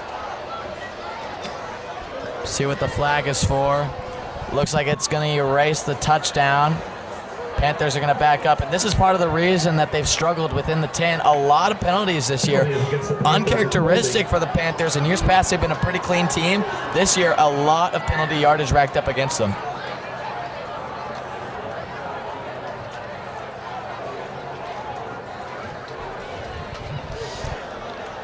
I believe that's their 2nd touchdown in just the last couple drives. It's gotten called back to a holding penalty inside the red zone. So if you're Coach Palmer, that's going to be the #1 thing. That and the snaps is going to be the one thing at halftime you're definitely looking to improve on in the second half of this game. Other than that, it's been nearly flawless for the Panthers offensively, but definitely something. Those are a couple things you definitely want to fix. So you got to imagine, this is a passing play for the Panthers. Something interesting here, no high safety for the Trojans. They're going to send the house. Bartosh will fire to the right corner of the end zone, just too far for Jay Romulus. A flag down again in the backfield, though. Might have been roughing the passer. We saw Bartosh get up a little slow. Yeah, Bartosh was hit in the backfield. We'll see what the call is for. If it's roughing the passer, I think it's a first down. And it is roughing the passer. I'm not sure on the call, but in the NFL at least, that would be a first down. Yeah, I'm kind of in your boat. I'm not. They just call it first and goal over the PA system. But yeah, that's like we were just talking about those costly penalties, and right there we see the Trojans give up one, kind of undoing, so to speak, the Panthers penalty on the last couple plays. But right there we see the Panthers get a penalty going their way this time, giving them a fresh set of downs. Now back to the 10. And that's what you'd like to see if you're Coach Palmer and the Panthers. Yeah, super costly there. Panthers, though, going to get at least 3 more cracks to get a touchdown here. 7 minutes and 38 seconds to go in this game, or to go in the first half, I'm sorry. As now Bartosh will hand it off. Jones has a hole, will push forward, breaks a tackle, and lost the ball as he was crossing the plane. We'll see what it's going to be ruled. It'll be a touchback for the Trojans. So Jones loses the ball as he tries to cross the plane. And the Trojans will get the ball at the 20 as a touchback. I thought he was in for a touchdown and then lost the ball, but they're going to say he lost it as he went in. Yeah, it was definitely hard to tell, at least from where we're standing. It might have been an easier call down on the field, but again, he was crowded by a crowd of different players on the field, so it was hard to see from up here whether his knee was down before or after he lost control of the football in the end zone. Obviously the Panther offense was trying to argue to the refs that he was down in the end zone beforehand, but, as a fan and student at a school who's had their troubles with turnovers at times throughout the season as well, you hate to see that offensively for the Panthers. However, I don't think Park Hill is going to be complaining at all about another fumble tonight on this game for the Park Hill South Panthers. Yeah, man, you couldn't see it from here. Panthers sideline is really upset with that call. I thought he was in. Maybe I'm just a little biased and that kind of alters my sight, but it looked like he had crossed the plane, just unfortunately not called by the line judges. Now Bell will take the snap and look to make something happen.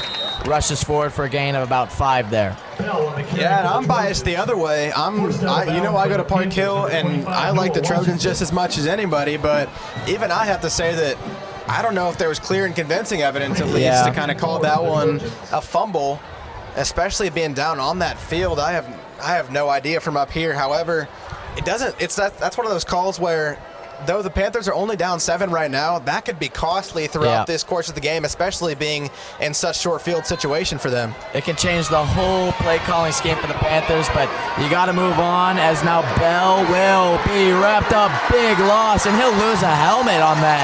He was shifty, trying to evade, ran into a referee, unfortunately, and was sacked for a big loss. Since he lost the helmet, I think he has to come off for a play. And he will run off. He's fine. He's just got to come over to the sideline. Yeah, I was actually watching, and I counted 6 different Panthers in Kendrick Bell's face right there with defensive pressure in the backfield. That's impressive. That Trojan offensive line just collapsed immediately, and there was no looking back for that Park Hill South defensive front on that play. So now Trojans. And backup quarterback now will be sacked. Jamarian Kane in there for the loss, and that will back the Trojans up to the 10-yard line. It's going to be 4th and about a 20-yard deficit here, and they're going to march on the punt team. But kind of an unfortunate series of downs there for the Trojans. Panthers going to get the ball right back following the goal line turnover. Yeah, maybe that's the football gods kind of showing their way of saying the refs made a bad call on that fumble in the end zone possibly, and giving the ball back to the Panthers in a bit of a fluky way, kind of having Kendrick Bell taken off and giving up a 2nd straight sack with a backup quarterback in there. That could be the Panthers' big break to kind of get the revenge they need after a possible bad call by the referee in the end zone on that last play. Take over 1st and 10 from the 48. And Mosby back to field that punt, got it clean, and now Panthers offense will take the field. 5 minutes and 50 seconds left in the second quarter. Super high scoring here. Super fun too, but yeah, that's one of those calls down on that goal line that's going to be tough. But you know, there's no video replay, there's no video review here at the high school level, so you know, whatever is called stands, and you got to move on as a football team, as a football coach. You know, one play doesn't define a whole game. It can be costly, but you have all sorts. You got a whole half left to play, so a lot of football left as now Bartosh will fire to the flat and misses man, looking for Mike Lane. Thought Mike would rotate a little bit forward there. Incomplete though, and now it'll be 2nd and 10. Yeah, like you were saying, you can't let a costly fumble or turnover like that define the whole game. You can't let it cause you to hang your heads or, you know, change your morale in this game. But right there we saw that the Panthers did not let that happen at all, and maybe that defense was even a little bit more motivated going out there in that ensuing possession for the Trojans. But yeah, the Panthers defensive front was showing no mercy on that offensive line. 2 straight sacks to cause a punt, and now we see the Panthers offense looking to get rolling yet again. As now Panthers will change the play at the line. Trojans will drop 2 safeties back, and Bartosh will roll forward. Gain of about 9.5 there. A good carry from the quarterback. Well, quarterback. There, a gain of about 9.5. So all told, the play call change, probably a good idea. Good gain, and now it's going to be 3rd and very short. Yeah, it looked like he almost bounced off a man completely in that beginning of that play. He looked like he didn't have much running room given on that right side, and he looked like he kind of bounced off a man and found his way, parting the Red Sea a little bit on that right side and getting his way up for a gain of 9.5, like you said. And now handoff to Darian Jones, who gets the first down there for the Panthers to the 40. Darian Jones on the carry for the Panthers. Man, I know we've said it a few different times tonight, but Darian Jones is just a hard runner. We saw him kind of running to that left side. It looked like he had a bit of tacklers in his face, but he put his legs into the ground and was just able to just turn on those jets and just dive forward for the first down yardage. And it cannot be overstated how much he means to this Panther offense. So now the Trojans look like they're sending 4 here. Panthers have a tight end into block and fire it quickly to the left side. That's complete to Ricky Guillory. Tries to break a tackle and will be hit immediately. James Knoll on the tackle over there. Yeah, will be pushed back for about a yard or 2. And James Knoll, offense and defense, he can do it all out there. And he delivered a little bit of pain there to Ricky Guillory on that one. Yeah, we always talk about how hard of a runner he is despite his small size, but he can clearly hit on defense as well. But another thing I'd like to point out is you said that the Trojans brought 4 on that last one, but they actually ended up bringing a bit more pressure than that, sending the house right there, which is unusual for them this season. We haven't seen that much from them, and it's been one of those things where as a fan and a student at Park Hill, a lot of people have noticed when the Trojans have brought pressure, it seems like they've done a little better, at least stopping the run. And we saw that right there a couple of plays ago with James Knoll with the loss of yards for the Panthers. But last game against Liberty North, they tried their hardest to bring the house and show a bit of a heavier formation on the defensive side of the ball. But obviously playing a powerhouse like Liberty North, it is hard to stop them no matter what kind of defensive scheme you bring out. And yeah, it was definitely hard for the Trojans as they lost in a big-time rout last week against the Liberty North Eagles. Panthers also lost to the Eagles this season. It wasn't quite a rout, though. It was a little bit closer than that game. As Bartosh will fire, finds a man open, Kyle Dunaway, and Bartosh slinging it sidearm to Dunaway to the sideline and moving the Panthers forward. Gain of about 25 there. Panthers will get it at the 15. Now the Panthers entering that red zone territory. See if they can convert here. Like I said, been kind of a struggle for them this year. Yeah, I was watching Kyle Dunaway a bit on that play. He was down towards the Panthers sideline. The defender kind of went away from him, and he was in that situation where he knew he was open. He was kind of just standing there hoping that Briggs Bartosh would see him and make a play, and indeed Bartosh did as he found the open man for a big gain right there. As now he'll fire this one to the flat, and Darian Jones will roll forward to a gain of about 7 there. So a quick pass to the bubble, and Darian Jones rumbles forward for about 7. So 2nd and 3 for the Panthers. Gain of 7 on the play brings up Looking to 2nd move and in 3. within the 10 and make it a 1st and goal situation. One thing I love about both of these offenses is how they have the ability to get the big play, one play, deep shots down the field, big runs, things like that.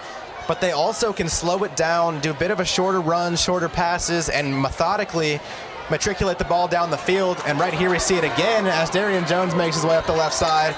But yeah, like I was saying, they're able to get this slow, methodical, circulating drives like that where they can just make sure to not get flustered, not get pressured, and just make sure to stay calm, stay composed, and have a nice long drive that wears out the defense and runs down that clock, more importantly sometimes. But yeah, that's one thing that I've definitely enjoyed about watching these offenses tonight is the variety of speeds and tempos they can run with.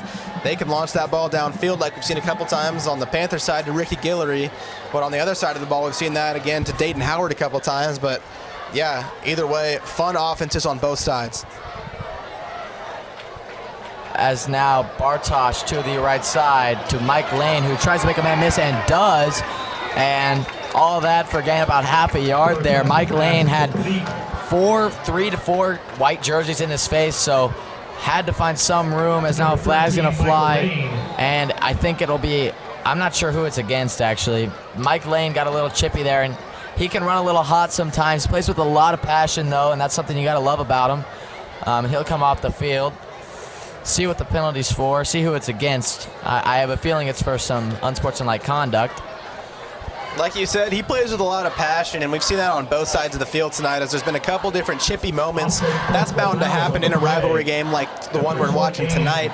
But with players like Mike Lane, and that's a common trait among football players, a lot of them are a bit of a hothead, but they also, it's one of those things where they are hotheads and they do make some stupid plays like that every once in a while. However, on the flip side, them playing with such passion and such motivation and discipline can end up making big plays like we've also seen Lane do a couple times tonight. And now Bartosh, 2nd down and goal, takes the snap, handoff Jones to the right side. He's going to be backed up deep and then make a man miss and will barely get back to the line of scrimmage. So what could have been a big loss there for Darian Jones turns into a negligible play. Is now it's going to be 3rd and goal. So you imagine you'd see a pass play here from the Panthers. That run play has not been working.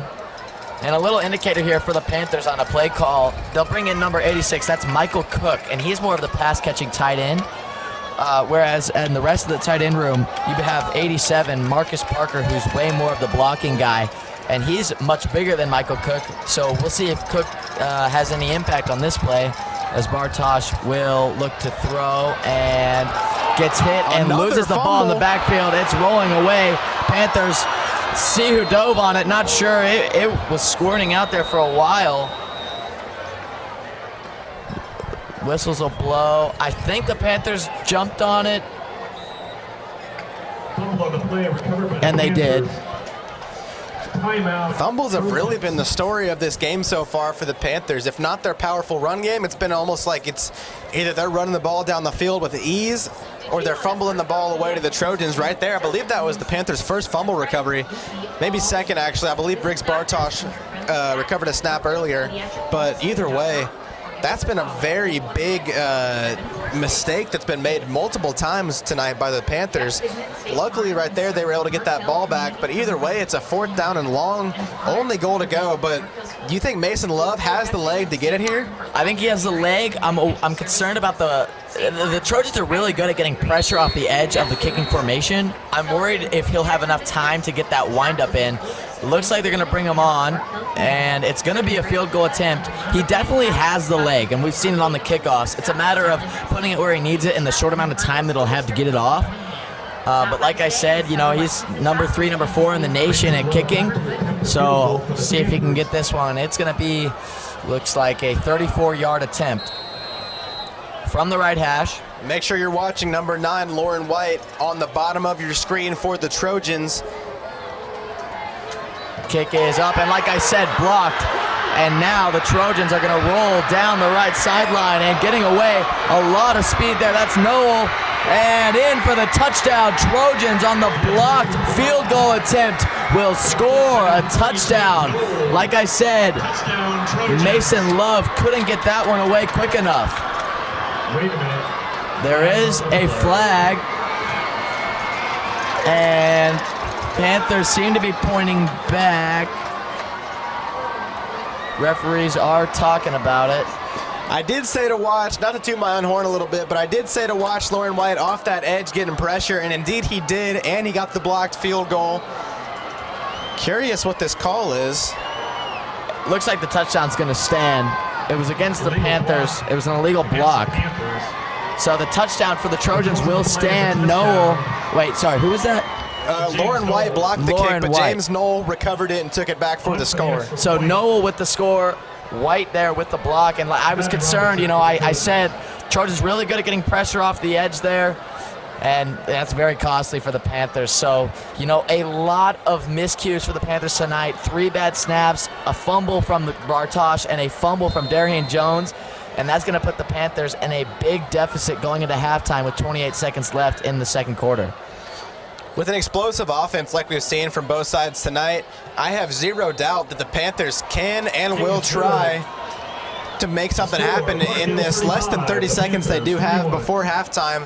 But we've seen a couple different big plays tonight to Lane and Ricky Guillory down the field. We have zero doubt that they can make those happen. And I'm curious to see what kind of stuff they have drawn up for these last waning seconds of this first half. So now the Trojans lead the Panthers 35-21 with 28 seconds left in the second quarter. Mason, do you think we see the Panthers try and score here, or do you think they run this clock out and try and send it to halftime? I don't know. I initially thought that maybe they would try to get something downfield for the score. However, you have to wonder that if they might be a little apprehensive to go for that, especially if they don't get as big of a return as they would like. But having a backup quarterback in there who typically isn't as polished of a thrower as a guy like Drew Polakovich, you have to wonder if they might be a little more, I guess, cautious when trying something like that, because you obviously don't want to give up any pick sixes or any fumbles like we've seen tonight from the Panthers so far. They can easily go for another 6 for the Trojans before halftime. That's obviously not what you want to see if you're Coach Palmer and the Panthers. So I think they might just end up running this clock out. But obviously, I'm not sure. Anything can happen with these two teams. It is rivalry week, so you don't want to concede any points that you could have had left on the board. You don't want to, go into halftime early, just kind of surrendering almost. But interesting to see either way what they'll draw up on this with these last 28 seconds. And Mason, who is set to receive the second half kickoff? Do you remember? I believe it will be Park Hill South getting the second half kickoff. Okay. Actually, no. I do think it is Park Hill. Because if you remember, I believe it was Briggs Bartosh on that first drive that was taking all those QB option plays on the left side. Right. I'm not quite sure, though, because I believe you're right. Either way, we're primed for an exciting second half. So now something must have happened. Trojans are going to get to kick this one away from the 45, so this should go out the back of the end zone. And it easily will. Through the uprights. Oh, so close. Off the crossbar right there from Scotty Robertson, but if I was Scotty Robertson, I would not want to kick it to a guy like Briggs Bartosh back there. We know the highly touted recruit, multiple D1 offers. You don't want to give him the ball with just a few seconds left in this first half. You don't want to let him have any more space to make something happen than you have to. But obviously right there with the extra field position for the Trojans on that kickoff, it was a little bit easier to put that one out of the back of the end zone than his past few attempts. So now offense will take to the field for the Panthers. See what they like to do here. Enough time for a shot, but like you said, backup quarterback, typically not as polished, as this is going to be a handoff to Jones. Looks like the Panthers are just going to try and send this one to half, I'd imagine. They might try and get one more play off before halftime. Lauren White, number 42, Drew Price in on the stop.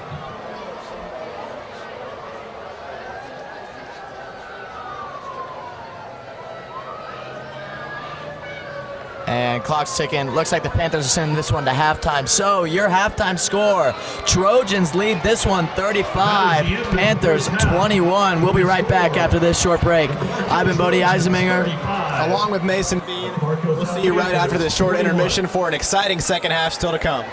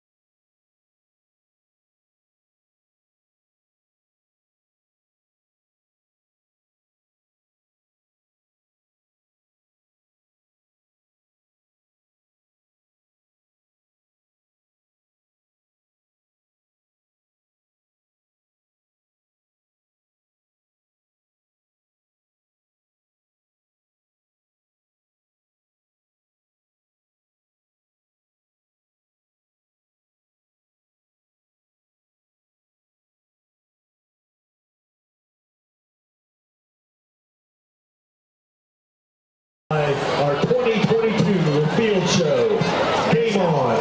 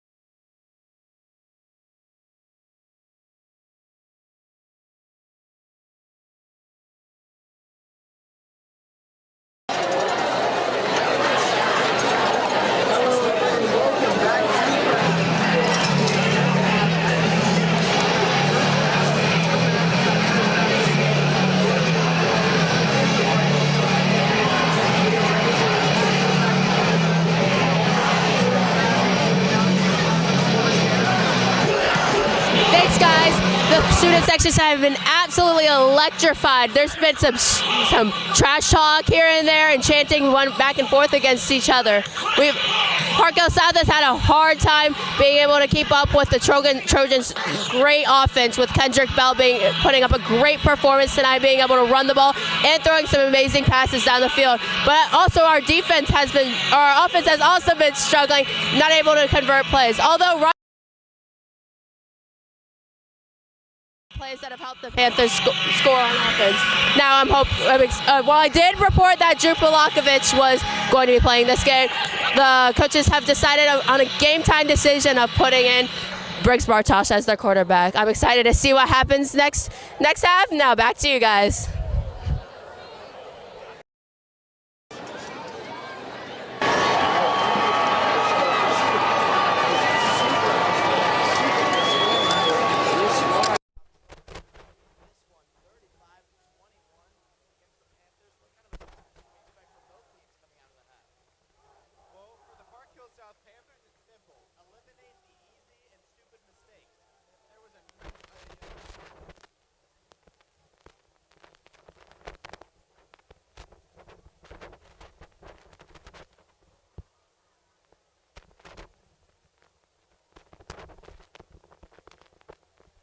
There was an unforgivable amount of turnovers and fumbles and miscues from this Park Hill South offense in the first half, and it seemed like when they weren't turning the ball over, they were actually getting some good offensive momentum. But it seemed like every time they'd start putting points up on the board, the next drive would end in something like a fumble or a bad snap or something like that. And for the Trojans, the second half adjustment should be simple. To make sure that you're not only relying on fumbles and turnovers, and you're also relying on your defense to keep getting stops. And you can't let these turnovers be almost like an excuse for your defense to kind of slack off and rely on those rather than actually trying to make them plays. And we have to make sure that this Park Hill defense is not giving up anything easy and is making sure to stay with the pedal on the metal and making sure to keep their foot on the gas completely and not letting up in this second half. See if these coaches can make these adjustments at half. You know, very competent coaching staffs. Panthers, like you were talking about, these easy mistakes are kind of eating at them here. They're down 2 scores now to Park Hill on 2 plays that, you know, that turnover at the goal line, that fumble, that wasn't great. And then just some missed conversions. Of course, there was that blocked field goal, return for a touchdown against the Panthers. So a lot of simple mistakes that if, you know, you pick those up, the Panthers are right back in this game, you know. I would argue that the Panthers have the higher flying offense. I feel like they're the better football team, but it just feels like the Trojans have played this game better, and that's what it's going to come down to. It's going to come down to execution, and we'll see how it unfolds now, kicking off the second half. Panthers set to receive, and they will. It's a short kick to the 30, and recovered moving forward for a gain of about 7 yards, and the Panthers will start at the 37. Scott Robertson and that Trojan special teams unit want 0 part of Briggs Bartosh in the return game back there. Panthers take over 1st and 10 from the 37. Yeah, and honestly, a pretty smart kick there. I bet that was drawn up, honestly, coming out of the half there. Yeah, Scotty does a lot of those, and he's been told to by the coaches a lot of dangerous returners in this conference that we're in, and Briggs Bartosh is one of the many. And Scotty Robertson wants 0 part of him, as anyone wouldn't, you know. But right there we see another costly flag. So Panthers a little antsy here, and that'll set them back 5 yards. A little false start penalty there. Brings up 1st and 15. So now 1st and 15 for the Panthers. Darian Jones to the left of Bartosh in the gun. Moves over for the play.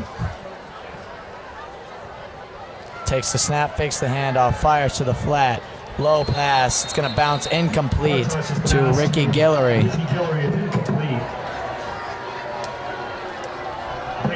So that pass was just too low. Bounced off the turf. Panthers going to get a second crack at this one. 2nd and 15 now. That Panther student section sure didn't seem to agree with that call by the referee. They did not think that pass was incomplete. You heard them booing that call right there from the student section. Yeah, but from here you could definitely see that one skipped off the turf. It even kind of bounced into his hands. So I disagree with the student section here, as now this is a handoff to Jones, who will bounce it right and keep pushing forward. Good gain there, about 8 yards. Panthers look pretty run heavy to start the second half. And that's something we honestly didn't see a lot of in the first half. You know, we saw a lot, surprisingly, uncharacteristically, saw a lot of passing offense from the Panthers, which is just something that you know, this team is a very run, their identity is to run the ball, and they didn't really do a lot of that in the first half. Could be a big reason as to why they're down, but now down 2 scores, it's almost like you have to start passing the ball a little just so you can manage this clock a little bit better. Yeah, I thought the run defense we saw from the Trojans in that first half was actually some of the best we've seen them play all year. So I'm not shocked to see that the Panthers are trying to get the run game moving yet again. But right now it's hard. And it looked like the Panthers are going to try and set up a screen. That's a pass complete. Flag's going to fly. I think it's going to be illegal men downfield. As they were trying to set up that screen, the lane didn't really open quick enough. That center and that guard got downfield too quick. Past the line of scrimmage, and what would have been a completion to Jay Romulus on that sideline is going to be erased, just because that play design kind of fell through. Yeah, we saw the junior linebacker, Cal Netherton, kind of staying with Darian Jones on that left side, not allowing him to get any separation and become open to allow that screen to develop. That was some great coverage by him just over the middle, just past the line of scrimmage. He did a great job of staying with him. And we know he's actually pretty good at making some tackles, but right there we saw him actually flashing his ability in the coverage unit. And good play by Cal Netherton right there, which actually ended up forcing the penalty from Briggs Bartosh.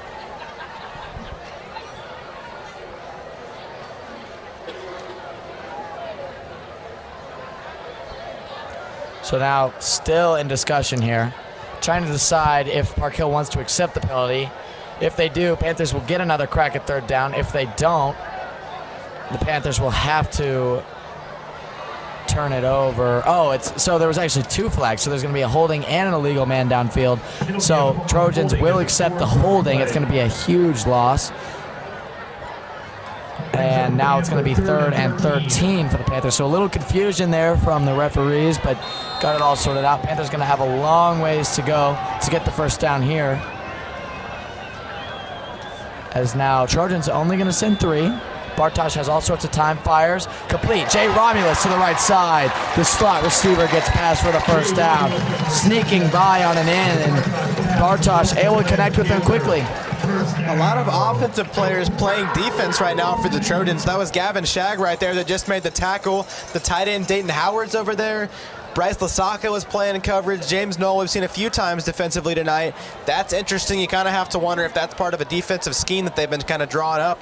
Maybe getting a bit of a stronger, maybe a bigger unit in there than we've been used to seeing so far, typically for them tonight. One thing I would like to note, though, is that someone who's usually a safety for the Trojans, Isaiah Bickers, has actually been playing corner. We saw him in the last play at your bottom of your screen in coverage, but a lot of people actually have been saying that corner actually fits Isaiah Bickers better because he's very fast and very good at staying with receivers. So that might be a new kind of position change for him that could be very beneficial throughout the rest of this season. So now it's going to be 2nd and 6 for the Panthers.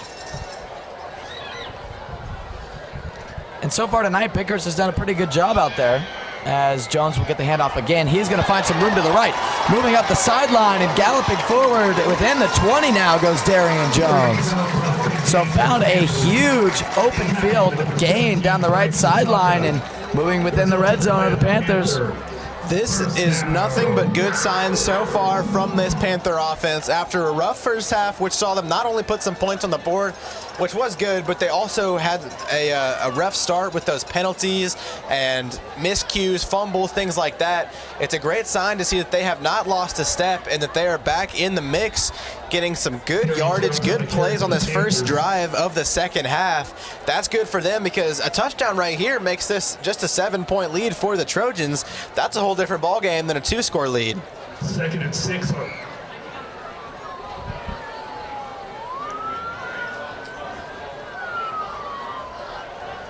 So now 3 receivers out wide for the Panthers.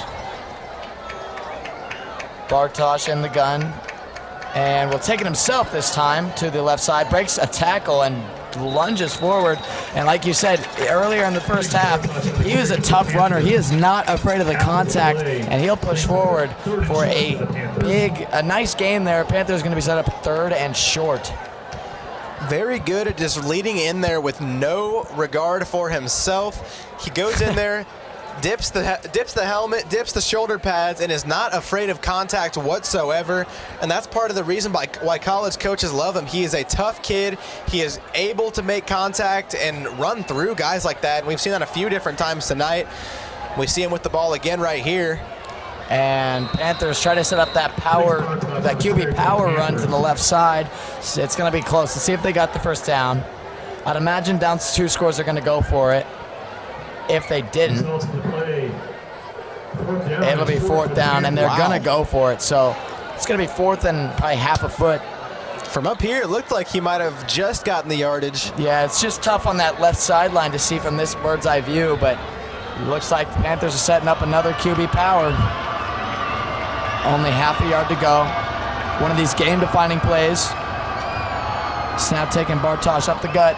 Lunges forward. We'll see. It looks like from here the officials will give it to him, and they will. It'll be first down, Panthers, at the 10-yard line. So Bartosh looked like he would initially be stopped, but was able to dive forward, actually, for the first down. Without that dive, who knows if we would have gotten it, but first down, Panthers at the 10-yard line. First and goal, Panthers. Yeah, there was a few different Park Hill players actually pointing like they thought that Briggs was short. I thought from even up here where we're kind of behind them, I thought that it was pretty clear that Briggs got that one. But either way, first down Panthers. Doesn't matter what the Trojans thought.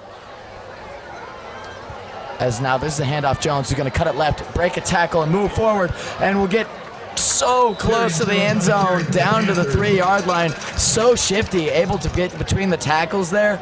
Broke one tackle, moved into the linebacking core, and got tackled down at the 3. But a good run there for Darian Jones, even though it only picks up about 3 or 4. That's one thing I don't think we've spoken on enough times tonight. We've mentioned his power running a few different occasions tonight. However, he is still shifty, still agile, still quick.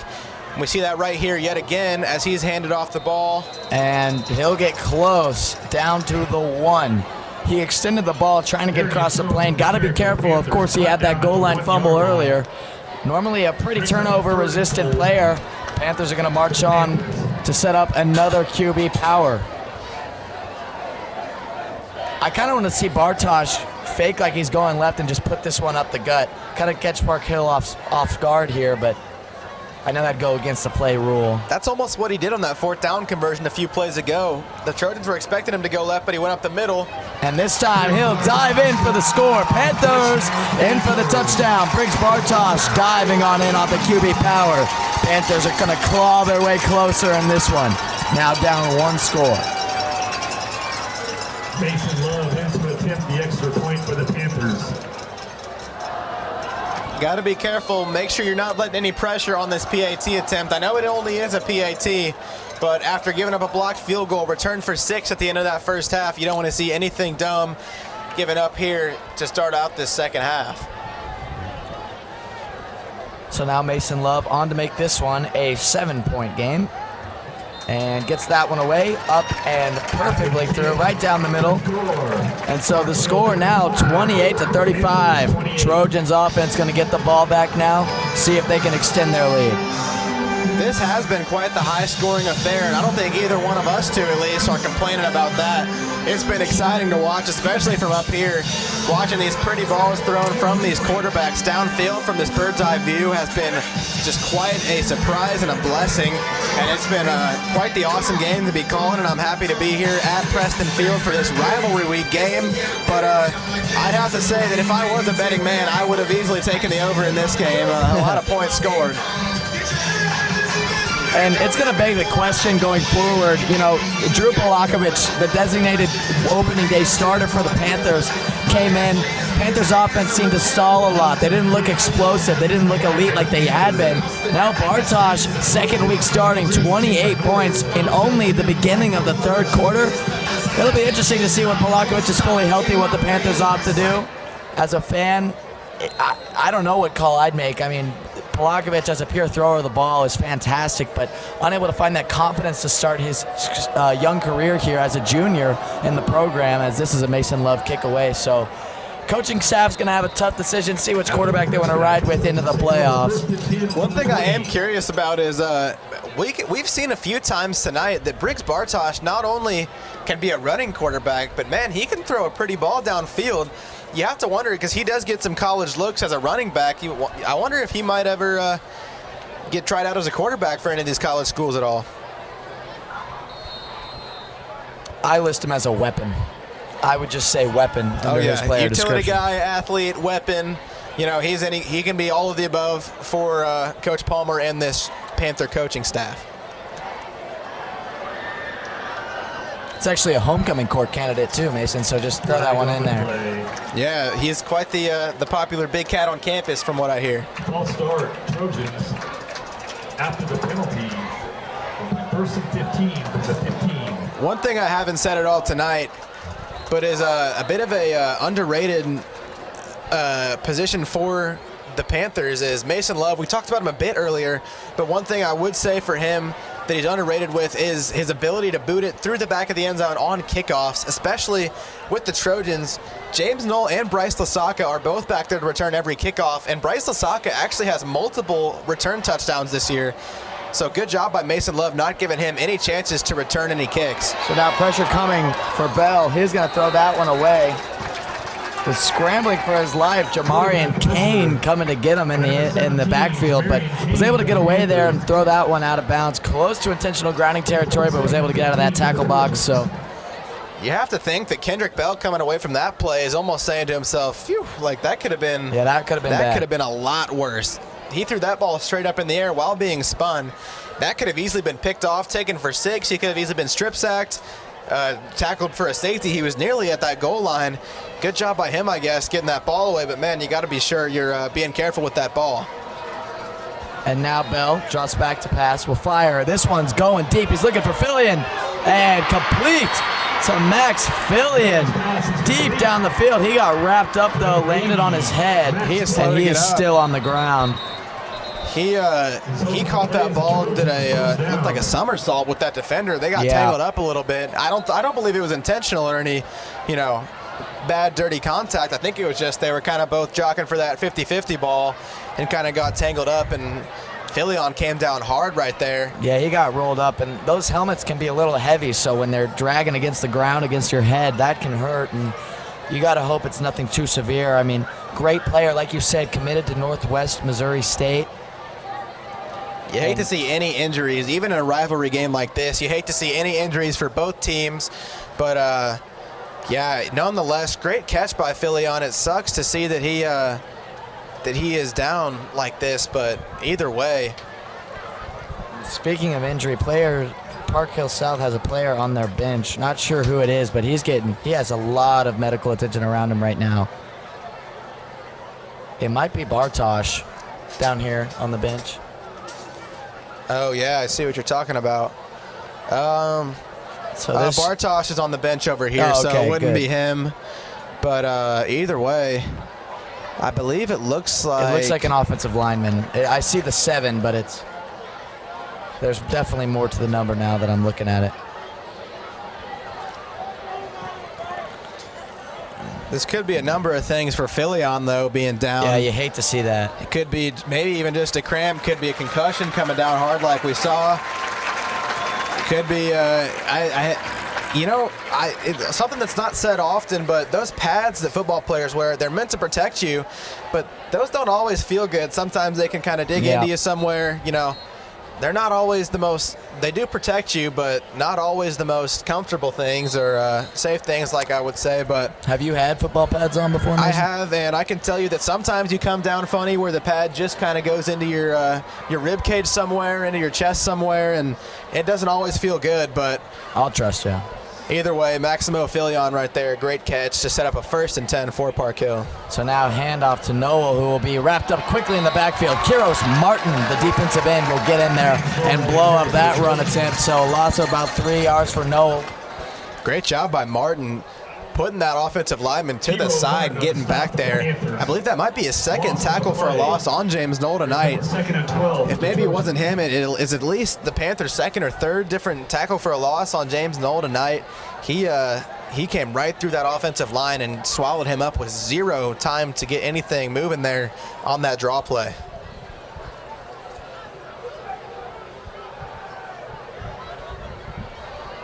So now Panthers gonna load the box, looking like they're sending 5. They'll rush 5. A handoff draw play to Knoll, who will move to the left side. 5's gonna fly. It'll probably be against Park Hill. As players get a little more extracurricular over to the left side here, Javius Smith and Noah gonna get wrapped up with each other, but I assume this one's gonna be on the Trojans. I have a feeling it's on some sort of block that happened.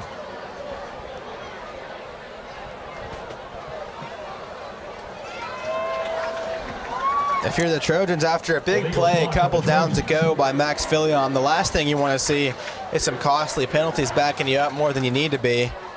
As right here, it looks like we see number 1, Alex Cook, the backup halfback, being checked into the game.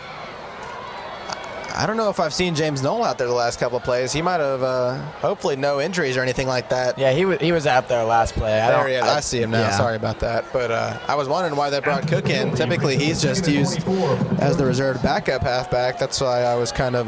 maybe some misdirection. They had Riley Dancer in there in that last down as well, and he's another backup halfback. So I was kind of wondering there, but good to see Knoll staying out there. And Knoll's going to line up in the slot receiver position here, down to the bottom of your screen. As Bell will take the snap, roll to his right. As open field will fire down the sideline and intercepted. Troy Mosby waiting on the route, and he looks that one. Interception for the Panthers, gonna set him up at the 27. Football is a game of momentum, and right there we see Troy Mosby, the senior defensive back, coming up and doing what he does best, and that's making plays on the ball. And right there, that could be a play that really changes the tide of this game and could lead to these Panthers getting the ball back on offense and really tying this game up and changing the whole complexion of this game so far. That could be a real crucial play at this point in the game, especially as we tick under 5 minutes left in this third quarter. Head into this fourth quarter, if they can get some points on the board and tie this game up. Yeah, they can tie this one up with a little bit of momentum on their side going into the fourth. I'd feel good about the Panthers' chances, as Darian Jones will roll this one forward for about 2.5. The Trojans' offense, I don't know if it's just they kind of let their foot off the gas a little bit, but they've looked a little rough their last few possessions. Other than that play to Fillion, I feel like they haven't been able to get much going, even in the waning minutes of that first half. I thought that their last touchdown, I believe, was that kickoff, or the blocked kick, excuse me, that was ran back for a touchdown. I don't even think that they've put up a touchdown in their last few drives. It's been a minute for the Trojan offense, but we know that they're high-powered, but you obviously don't want to see them, lose their momentum or anything like that. But obviously, if you're the Panthers, that's exactly what you want to see on the defensive side of the ball. But especially this offense now gets a crack at the end zone again, trying to tie this game up. That could be a big deal in this game. So here's something you don't want to see. Starting center for the Panthers, Elias Contreras, is going to hobble off the field, something with his ankle. He does not look like he might return tonight. So going to have to bring in a backup center here. Contreras struggled a little bit in this game, but definitely a core piece of this offensive line, and he's going to have the medical staff take a peek at him.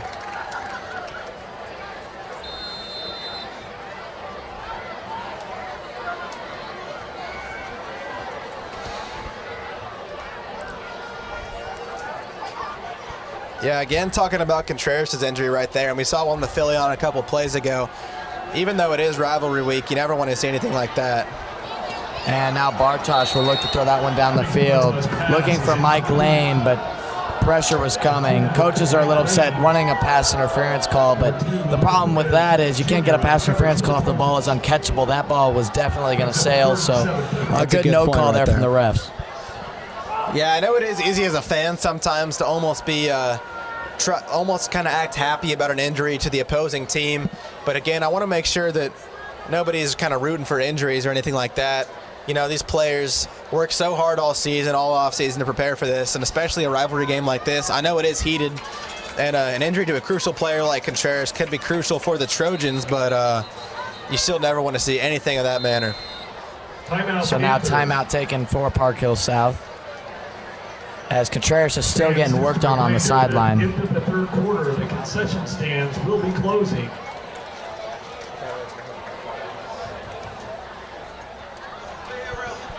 So now Panthers going to huddle up, see how they want to attack it now. I do see something that might be good for Contreras. I see him getting treated, looks like maybe for a cramp in his calf, down just in front of the Panthers bench. Yeah, that's a good sign. Hopefully just a cramp and he'll be able to come back in. Still seems pretty painful, but it looks like they're just treating for a cramp. I mean, they're not doing any more advanced testing or anything, but hopefully he is able to return. Again, a crucial part of this offensive line, one of the leaders here. So, and he's a team favorite player. I mean, everybody on the team loves him. Everybody thinks he's a great guy. You know, they love to work out with him. They love to live with him. So you hope to see him back out there soon. And until then, we'll hope his backup, his replacement, can fill in well. Again, that center position so underrated. Knowing Contreras from his time at Park Hill, he is not the biggest of guys or tallest of guys at that offensive line position, especially where that's sometimes crucial. But he makes up for it in his tenacity and his strength in the weight room. He can throw weight around like it's nobody's business, but you hope to see that he can get back in this game, as he looks like he's being treated for a cramp, so hopefully he can get back in sooner rather than later. Bartosh will now roll to his right. He's got pressure coming off the left side. He'll get hit, tries to break free, and will rumble forward for a gain of about 3. Bartosh looked like he was about to get hit hard right there by Demarion Gathright, and that is he got hit hard by Gathright, and looked like Briggs Bartosh almost hit him just as hard, to where they almost bounced off each other. I know. And we've talked a couple times tonight about how he is not afraid of contact and he can hit just as hard as anyone on the football field, but right there you saw that especially. And I believe, correct me if I'm wrong, but this might be the Panthers' first punt tonight. Yeah, I believe you're right. And Mason Love, he's a good kicker. He's an even better punter. His flag's going to fly. If this is against the Trojans, Panthers going to move forward for first down. They're pointing against the Trojans. Oh, this could be big. I mean, oh boy. The offense for the Panthers is going to take the field again. Trojans special teams mishap, so maybe we won't see the first punt of the night for the Panthers. Yeah, and I'm almost disappointed in that. Not only I'm disappointed in Park Hill's defense for giving up the penalty, but also I was kind of looking forward to seeing the leg of Mason Love right there. I was excited to see him boot one away. We haven't seen that tonight. He is so good at punting the ball. Yeah, from what I hear, he's kind of recruited as a kicker / punter, but he's more touted for his punting abilities. He is so good. I was kind of looking forward to seeing that. We've seen him kick a few extra points tonight, but no punting so far for him, which I guess is a good sign for Park Hill South. But, you know, I was kind of looking forward, just from a fan perspective, to seeing that. We'll have to wait on that one. Panthers getting the first down here. We'll start at the 37. Handoff. Darian Jones makes a man miss in the backfield. Flag will fly. Might be a holding call. It's most common play. Most common flag down here when it flies that quickly.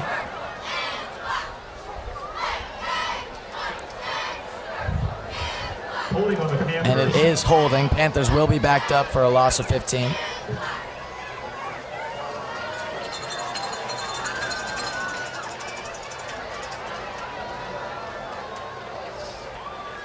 After the penalty, it will be 1st and 20 for the Panthers. So now 1st and 20 for the Panthers at the 27-yard line. So they got to get to the 47 here. One of the keys I said coming into the second half was to eliminate those costly penalties like we've seen in the first half. But right there, you know, we see that again, which they've kind of limited the penalties so far in the second half. But again, right there, holding has been kind of a struggle for both sides of this game tonight. Bartosh quickly fires to Guillory, who tried to break a tackle, was unable to. Gain of about 3 or 4 there. Tackled by the offensive player again, the wide receiver Lasaka near the sideline. Good tackle by him. Is this a common practice for the Trojans? Do they often put offensive players in on defense? I believe the first time they did this was last week against Liberty North. I heard some talks during the week leading up to that game that they were going to start doing that and putting some offensive players playing two sides. And they started it a little bit last week, but this week I've been seeing it a lot more in this game. And right there we saw it yet again. Now Bartosh will drop back to pass, will fire over the middle. Mike Lane completes it on a post and is down to the 31. A huge pass play from Briggs Bartosh to Mike Lane. That's the second long post we've seen him run and him get completed too. And now Panthers are deep in Trojan territory. That was an incredible route run by Mike Lane over the middle. And again, a great ball thrown by Briggs Bartosh. Not typically touted for his throwing ability, is more known as a running back playing quarterback, just filling in. But I would say he's done quite an impeccable job just as a fill-in tonight for Drew Polakovich. He looks quite stout as a thrower just as well. Yeah, he looks fantastic tonight. And last week against Liberty, Bartosh didn't look as confident, throwing the ball. He was really good on the ground, as he always is, but that time around, last week, he didn't look confident throwing. Another week at practice, another week in the system, and he looks fantastic throwing the ball tonight. Again, it's going to be a really tough decision for this coaching staff once Polakovich is back and healthy, because Briggs Bartosh is leading the Panthers to an electric night on offense. Yeah, and we're just past the halfway point in this season, so there's obviously still some games left to play. So you have to think that if the Panthers can find a way to win this game tonight, that could end up being a tough decision, like you said, for this coaching staff, because there's still time left in this season. So this has really rejuvenated this Panther team tonight. So you know what I'm saying? It's like you got to get the momentum going for your side, especially with games still left to play. You want to make sure you're giving your team the best chance to finish out this season strong. So Briggs Bartosh, if he's what this team needs at quarterback, then that might be a tough decision and talking point for this Panthers coaching staff throughout the week. So something you don't want to see here, Panther player getting lifted into an ambulance. He's going to be carted off. We're not sure who it is right now, but you never want to see something like this at the high school level or at any level. Looks like he'll be stretchered off. Not sure what the issue is. I don't think it was a head or neck injury. I think it was something lower in an extremity, but urgent enough they got to get him to care. So their comprehensive expertise delivers high-quality care that keeps you moving forward, because life is better in motion. To learn more, go to libertyhospital.org/lifeinmotion. Download the Price Trapper app today. Yeah, you pointed him out just a few minutes ago that there was someone needing serious medical attention on the Panther bench. It was hard for us to tell who it was. We kind of disregarded it once the game started back up, but it looks like he's actually about to get stretchered off the field and into an ambulance. yeah, This is no good. I can't quite tell who it is. There's so many medical officials around him and personnel, but this is definitely not at all what you want to see. It's hard to tell exactly what the injury is or who the injury is caused by, or who is the one nursing the injury, but this is no laughing matter at all. No. And this is just you gotta hope quite the he's scene all right. here at Preston Field. I've only ever seen this happen one other time here in my broadcasting career. Orange Theory workouts give you more, changing you at the cellular level. Workouts scientifically. This is never what you want to see. No. You see what they do to get him on the ambulance. Trying to get a good view of who it is. I can't tell from here. I mean, there have been people around him for probably 4 minutes now on the sideline, and they will lift him up. And his pads are off. The newly renovated Central Park, right in front of Bravo, is the perfect place to chill. Regardless of who the player is, you never want to see this on any team, any level of football, especially high school. These kids are so young. You never want to see any of that at the high school level, but this is a rough scene here at Preston Field. Yeah, and players on both sides, on both knees, hoping, praying that whoever it is all right. I believe it's a defensive player, though. Just don't know which one. 746 kids. Jeff Sigmund State Farm has served the Park Hill community for more than 15 years and is honored to contribute to the Looks like they might have an oxygen mask on them. That is nothing. This is, I have never seen anything like this. It's Well, prayers out to whoever that player was and his family. Yeah. We couldn't see it from up here, but regardless, prayers out to him, wishing him the best of luck as he does get driven away in the ambulance. That is never what you want to see again. But regardless, prayers out to him yet again, and that's a tough scene. They have their family down there, I believe, talking with them about next steps.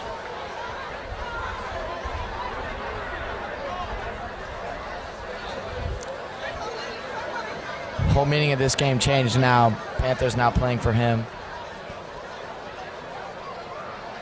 And you know, it's football. It's a contact sport, but it should never come down to that. It's really tough to see. Like, even though we saw him get, raised up on that stretcher, I still couldn't tell at all what the injury was or who the player was. We saw him with an oxygen mask on, which right. At first you were saying you thought it might be a lower leg injury or lower body injury, but yeah, then he had the oxygen mask on, so that kind of put that into question. But I guess it could be he might have just messed up his leg or something. It could be could be going into panic almost, and they're trying to get him some oxygen. But we will update you if we do find out any information. But as of right now, this is kind of just a tough situation where we don't really know the ins and outs of the whole scene so far. All we know is there is a player down and now on a stretcher and in an ambulance for the Park Hill South Panthers.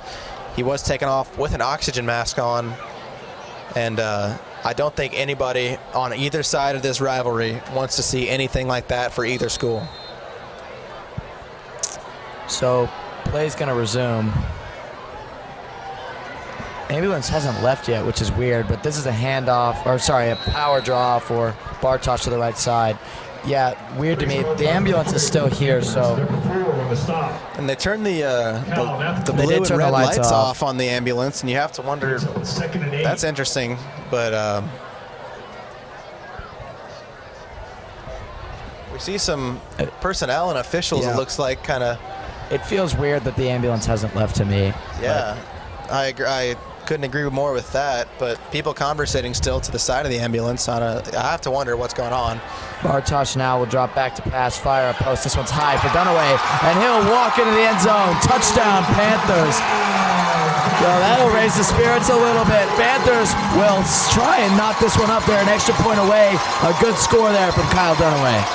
Yeah, and nothing more you can say about that than it was just a perfectly run route by the tall receiver Dunaway over the middle, and good job by Briggs Bartosh, a laser over the middle. That was a low arcing pass, but straight to Dunaway, right into the hands of his sure-handed receiver, and that one was never a doubt. That one was in for 6 after he especially broke that tackle, and again, that's a tie game now. Yeah. This whole game has changed in the second half. This third quarter seen the Panthers put up 14 points, and the Trojans have not put up a single one. This game has changed completely. Yeah, momentum definitely swinging to the Panthers sideline right now. Now it's a tie game at 35, up to 70 total points, with 1 minute and 20 seconds left in the third. This gives the Panthers a little more freedom to do what they want to do on offense. You can definitely see them run the ball down the gut of the Trojans. Like you said, it's been hard for them to stop the run all season. See if they can exploit some of those weaknesses as this game goes on. Just kind of pummel them into submission. We've seen it done before. We might see it happen again. Mason, I want to remind you of our record broadcasting together. Panthers undefeated in all sports that we call together. So let's see if that holds true tonight. Yeah, I don't think you need to remind me. I've been in the booth with you, I think, 2 or 3 times before tonight. Has not gone my way or the Trojans' way yet tonight, or yet so far. But I just love bringing it up, Mason. That's all. Hey, if it was the other way around, I would be bringing it up every chance I had. As now this one's a deep boot. Mason Love almost out of the back of the end zone. Man, I was waiting to see that one cross that back white line. But No, I think it's safe to say this is by far the most competitive game we've called together in our year. Definitely. So I think even when we've done basketball, it has never been the most close of affairs. But those tonight, are fun. We love doing those. Tonight, it's a whole different story. This game is just deadlocked at 70 total points, 35 apiece. Just over a minute left in this third quarter as the Panthers have stormed back after they were down at halftime. And even though I'm from the rival school, I got to give your school props and your offense props, more importantly, getting 14 points on the board just in this third quarter alone. But you can't disregard the defense, giving up 0 points for Park Hill's flying offense in this third quarter so far. So now whistles will blow. And it looks like that ambulance we were talking about earlier is getting set to take off now. Delay of game will be called on the Trojans. That'll back them up. But it's a good sign that the ambulance is looking like it's leaving. Hopefully, the ambulance is reversing off the track and leaving, but we hope that whatever the injury is that Park Hill South Panther is nursing, hope it gets resolved quickly and he'll be back on the field sooner rather than later. And this is a handoff to Knoll, who will get hit hard as he bursts through the hole. Gain of about 10 yards there. Knoll there, though. I mean, he's so fast between the tackles. Love on the tackle for the Panthers. Brings up 2nd and 5 for the Trojans. Second and about halfway to go. You have to think they might go something short. And this was a handoff to Knoll, blown up quickly. Jamari and Kane in the backfield alongside Caden Sabry. I said I thought they'd go with something short, and the Panthers defensive front made sure that it was something short, as they did not let him get any sort of running room up the middle right there. Good play by them. Number 77, I saw Ryan Garcia was in there on the tackle.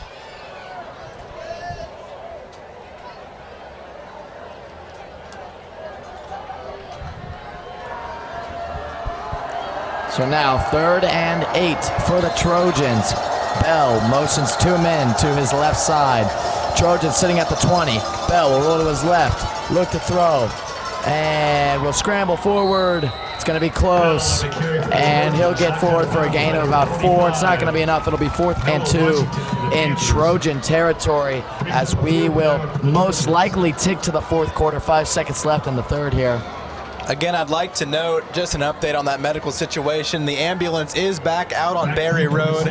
Sirens are on, lights are on, and they're, I'm sure, heading to a hospital. Yep. And that is good to see that he is going to get the medical attention that he needs. That's good. Prayers out to whichever player that was, but no matter who it is, you hate to see it. And so now a bad punt away from Park Hill will be fielded at the 40-yard line. That's where the Panthers will start on offense. And that will take us to the 4th quarter.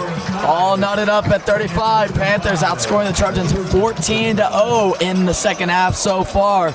Should be an action-packed and tight finish. We're looking forward to it. We'll see you right after this.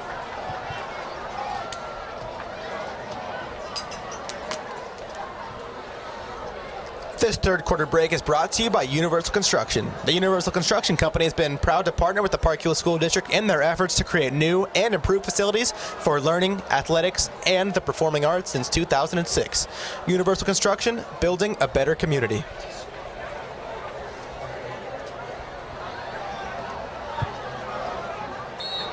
Now, Panther fans, let's get loud and get crazy with the cheer squad.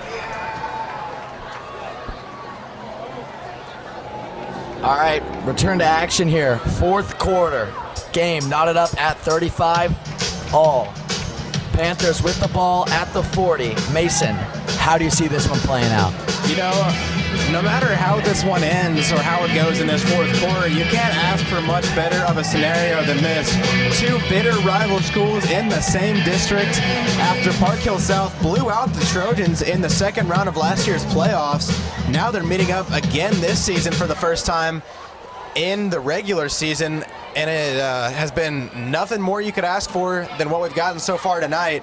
Just an incredible game from both teams, as right there we see Bartosh goes down for the first time tonight. Teague Wachter, I haven't really said his name tonight, But when you ask for the defensive players to watch for the Trojans, the first guy I told you about was Teague Wachter. The senior outside linebacker is typically just quite the honey badger type of player, just kind of being all over the field, making plays from sideline to sideline for the Trojans. Last week, he actually ended up playing safety as we tried to contain Liberty North over the top. But this week, he is back to his usual linebacker position, and right there, his first sack of the evening. Great start for the Trojans on this defensive drive. So now a pass out to Darian Jones, who will move to the right side. And good for about a 7-yard gain there, Darian Jones, but it will set up a 3rd and long for the Panthers. After the play, brings up 3rd and 8 for the Panthers.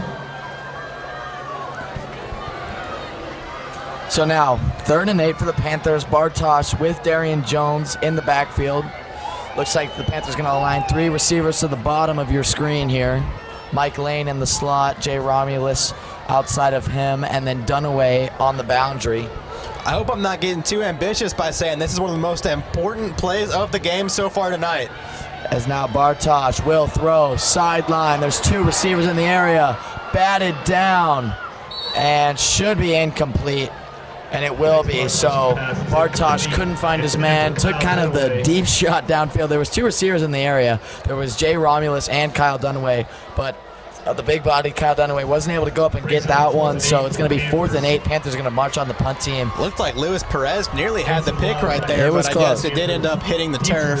But like I said, that was one of the most important plays, I believe, in this game so far tonight, because that's one where if Park Hill South could have converted right there, that could have easily led to 6 points on this drive. Could have taken their, I think, their first lead of the night, I believe. And right there, though, a fake punt. A fake punt. I thought for a second, Mason, I thought we would be able to see the first punt of the night from Mason Love. Again, they're still holding that back from us. We've been trying to see a little glimpse of his booming leg in the punt formation so far tonight a couple times, but both times we've kind of been prevented from seeing it. Yeah, that's a bummer. Panthers, though, and an odd decision, going for it on 4th down on a fake punt. 4th and 8, and they went for that one. Yeah. They got close. They weren't able to quite capitalize there. An odd play there from the Panthers. Yeah, I'm kind of questioning what Coach Benny Palmer was seeing right there, as you have one of the best punters in the entire nation, but you elect to go for it on 4th and 8 right there, despite putting up 14-0 point deficit in this third quarter so far, excuse me. But yeah, I guess you're in that weird area where you're just too far to kick a field goal, but you're just close enough to where you don't want to punt. However, right there, I don't really see, even if you want to do a short punt with Mason Love, you could have pinned the Trojans back somewhat deep. He could do it. He's got excellent control over his punt range. Yeah, you could have pinned the Trojans back deep, and the Trojans haven't showed any sort of offensive efficiency so far in this second half, so I see no reason why the Panthers would have done that right there, but I guess, I don't know. Interesting call by Coach Palmer, but regardless, it is Trojan football, but after the penalty right there, that'll back the Trojans up 5 yards, redo 1st down, and it'll be 1st and 15. Yeah, and just something to note there, just to catch you guys up. Marquez Bell motioned 3 receivers. He had 5 receivers to the bottom of your screen, and he tried to do a little power draw, but I think it's a holding call or a false start against the offense, and Bell would move back, and now Panthers are going to be drawn offside, so now it's going to be 1st and 10 again for the Trojans. Negates the Trojans penalty on that 1st down play. They went back 5 yards, now moved 5 yards back up. So no harm, no foul, I guess. But either way, you don't want to see any costly penalties like that, especially unnecessary ones you really don't need to give up if you don't have to. But both sides kind of gave up 1-to-1 right there. So now Bell. He's got 5 receivers out wide. Looks to throw a quick snap, fired over the middle, dropped by Knoll. First little slip up we've seen from Knoll. Normally, he's pretty seamless and perfect there. That time, a drop in the seam. Yeah, Kendrick Bell really fired that one in there short to him, and we're lucky that one hit James Knoll's hands and then went down to the turf, because if that one wouldn't have hit the hands of James Knoll, that one would have gone right through and would have been picked off, I believe, by the Panther secondary. But I guess good job by Park Hill South defense either way. As we see Knoll in motion now. As now Bell will look to fire. He's going to try and fire it quick. He loses the ball. He put the ball on the turf. It's going to be incomplete. Oh, it looked like a fumble. It was. His arm was moving forward, so it will be incomplete. But Bell just totally let go of the ball there. I am wondering what that was, because I saw him a couple times. It looked like he was maybe punt faking or was about to just throw it to the turf. He almost faked to the turf a couple of different times and then looked like he lost control of the third pump fake. I have no idea what that was from Kendrick Bell. I guess I'm not playing quarterback for that reason, but either way, it could have been costly right there for Park Hill. It seemed like Bell was trying to find an opening. You know, they were running that curl concept that we talked about earlier and just wasn't able to find the right hole that he wanted, so he tried to pump fake it. He drew it back and just had, on that third pump fake when he was trying to find an opening, just slipped up when he was moving his arm that fast, as now he'll drop back to pass. He's got all sorts of time. He's going to fire. Post, and he overthrew him. It would have been an easy touchdown there. Incomplete. Bell just missed him. It was a perfect looking ball, just a yard or so outside of the receiver's range. Incomplete. I don't see Scotty Robertson or any other sign of this punting unit from the Trojans coming onto the field. Looks like they're going for it on 4th and long here it's gonna in be their own territory. 4th and 10 at the 49. Trojans are going to line up an empty. It looks like the Panthers will take a timeout. They didn't like the look of that. Typically, it's interesting when a team calls timeout like that, when a team looks like it's about to go for it on 4th down. You have to wonder if Coach Sims is going to stick with his guns and kind of go for it on 4th and 10, or if he's going to turn it over to Scotty Robertson and rethink himself and boot this one downfield. But so far in this 4th quarter, I have to say that I wouldn't describe it as anything but tense. It's almost like these offenses are going so far back and forth that it's almost like you're waiting for one defense to slip and allow one big play to really open the scoring in the 4th quarter, because we know that these offenses are both very potent, but you have to wonder, it's only a matter of time until one of these two teams really cracks this game open and puts some points on the board. You're just waiting for that one slip up, you know, and once it happens, it's going to crack this game open just like that. You're going to see it run away, but both of these teams so stout and so refined coming out of the second half break. I mean, compared to the sloppy play of the first half, those turnovers from the Panthers, they look flawless to start this second half with 9 minutes and 34 seconds. 4th down for the Trojans and a false start. A false start against the Trojans. It's going to back them up 5 yards. It'll be 4th and 15. The big man, James Jakubowski, jumped off sides. Illegal procedure called. Very costly. Are they still going to go for this? It looks like it. Is 4th and 15. Is Scott Robertson injured or something? 4th and 10, now 4th and 15, still trying to go for this? I mean, maybe you have some sort of play in your playbook you're really looking for. They must have something drawn up to have the confidence to go for it now. Bell tried to draw him off sides right there, couldn't do it, but this Panther crowd is loud right now. Yeah, it is lively at Preston Field right now. Bad snap, Bell. He's going to punt it away. Trying to pin him deep, maybe? It'll be flown out of bounds at the 25. That's where the Panthers will start on offense. So a little trickery. Maybe Robertson's hurt. I don't know. Bell, the quarterback, punted that one away. And a little trickery. It was a little weird. Yeah, I guess you maybe try and catch the Panther defense offside so that they don't put a return man back there. So then whenever Bell punted it away, they could have pinned him deep and really tried to not give him much running room and back them into their own field position, but right there, that just did not work like it was intended to, I guess. That one was not perfectly executed. I do wonder if they would have used that same play on 4th and 10 before they got backed up the extra 5. I have a feeling they were, as Bartosh will take the snap. He rolls to his right. He's going to look to throw, but actually he's going to make a man miss. He's going to take it himself. Up to the 45, to the 50, to the 55, and stumbling out of bounds at about the 47. Bartosh. So he kept it himself. It was originally designed to be a pass, but Bartosh didn't see anything he liked. Takes it to the left side. No one was over there. An easy first down for the Panthers. Yeah, Bartosh made a play. He looked like he had nothing going. Nearly sacked by Drew Price on the opposite end of the field. Made a man miss and brought it completely back to the other side. Those bright orange cleats were moving quickly on this Panther sideline as he made something out of nothing. First down, Panthers, excuse me. As now this will be a handoff to Darian Jones, and he'll turn forward for a gain of about 3 yards. Just tried to run that one right up the gut. Try and get this clock rolling a little bit. This Trojan offense, was on an absolute tear in that first half, going up 35-21 at the break, but have come out absolutely freezing cold and have not been able to put up any sort of momentum. We saw Kendrick Bell uncharacteristically miss that deep shot to Bryce Lasaka on the last drive. That would have been a surefire walk-in touchdown. They got to get something together and do it fast, or else this could get out of hand if the Panthers put up 6 points right here. So now Panthers going to line up on offense. Darian Jones to Bartosh's left. He'll fake the handoff, fire to the boundary and incomplete. Looking for Kyle Dunaway on a short out. Couldn't find him there. Just misfired by Briggs Bartosh. So now it'll be 3rd and 7 for the Panthers. They're going to march on Jay Romulus, put him in the slot, bring off the tight end.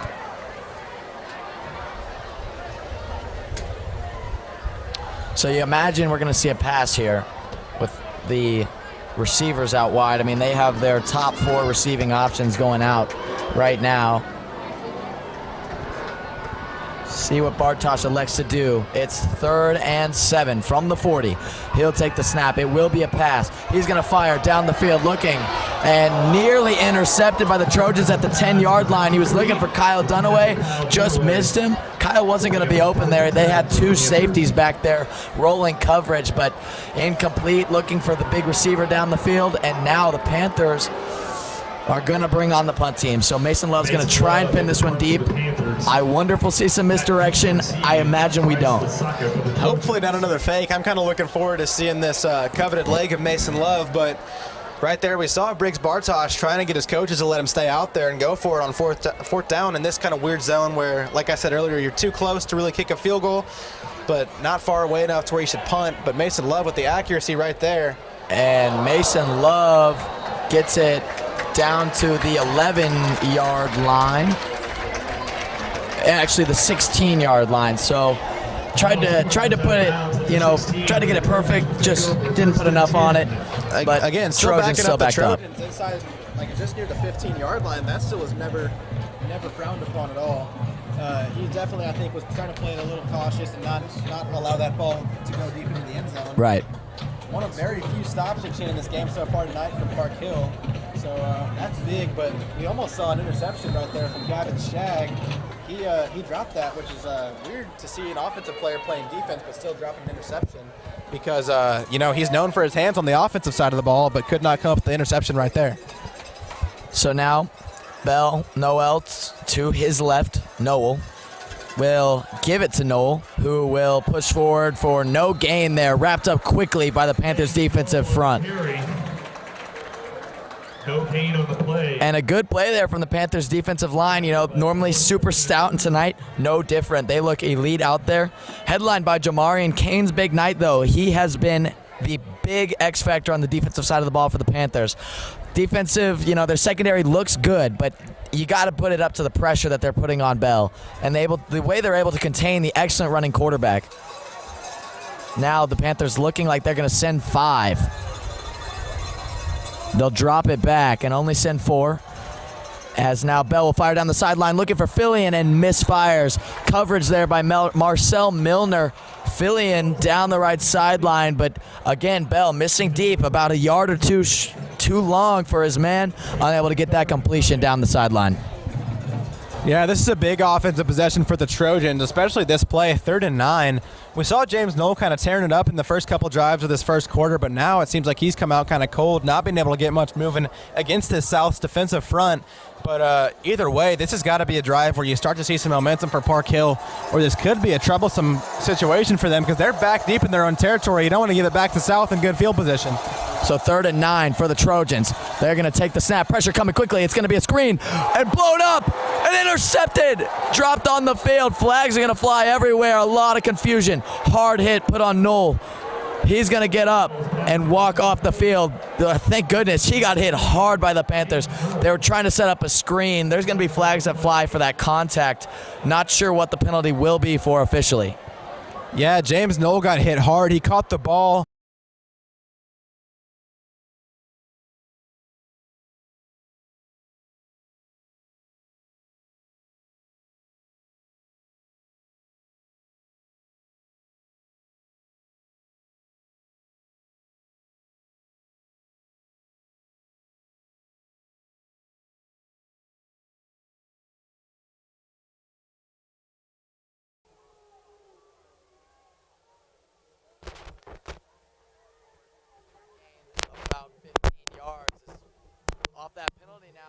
Trojans will take over at the 32-yard line.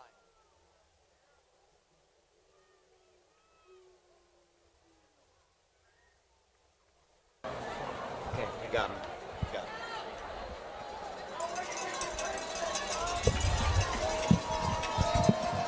Now Bell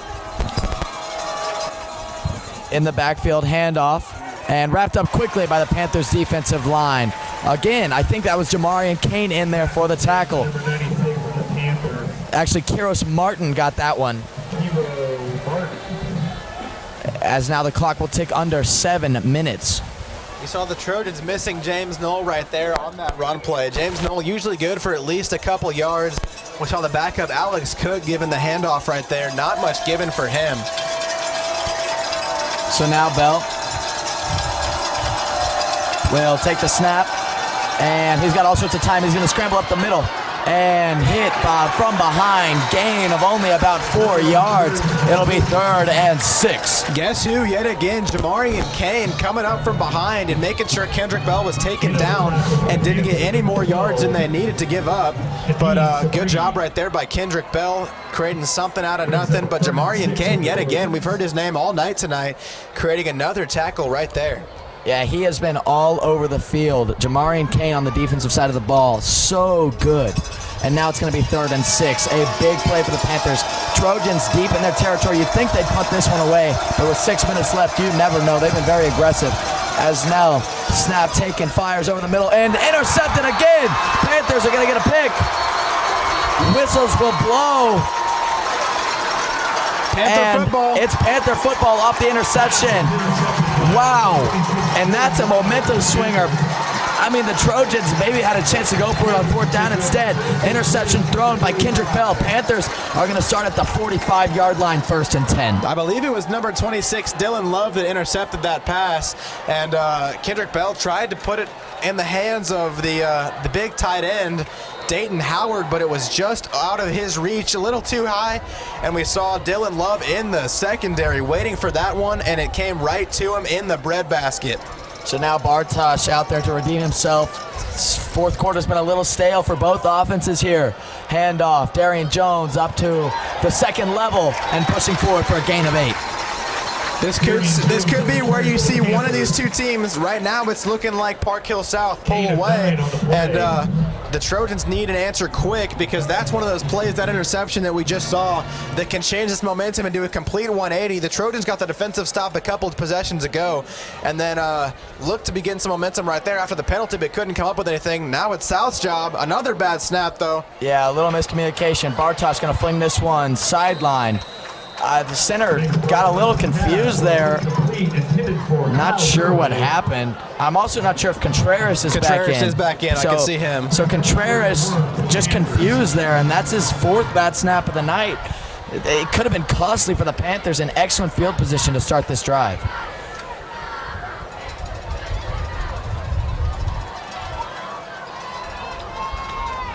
It'll be a 3rd and 1. This could be a big play. Trojans showing a big blitz. And, you know, and you say that, I imagine the Panthers are going for it regardless of what happens here if they can't get it. But Bartosh will lunge forward, and he's going to easily churn forward. Down to the 41 goes Briggs Bartosh. And the Panthers 1st down.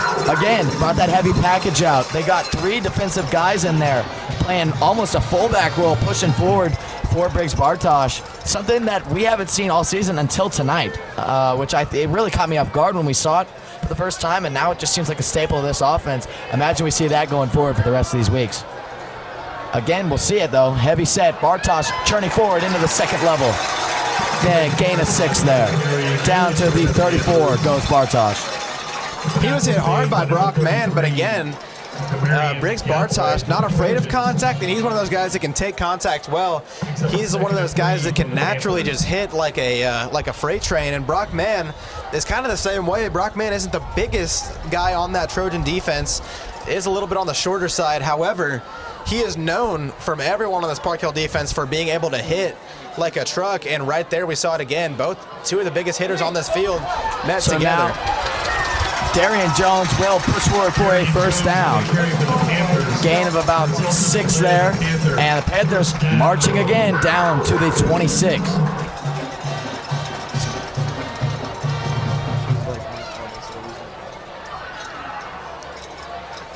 So now, first down for the Panthers, marching deep into Trojan territory. Clock ticking under 4 minutes and 10 seconds now.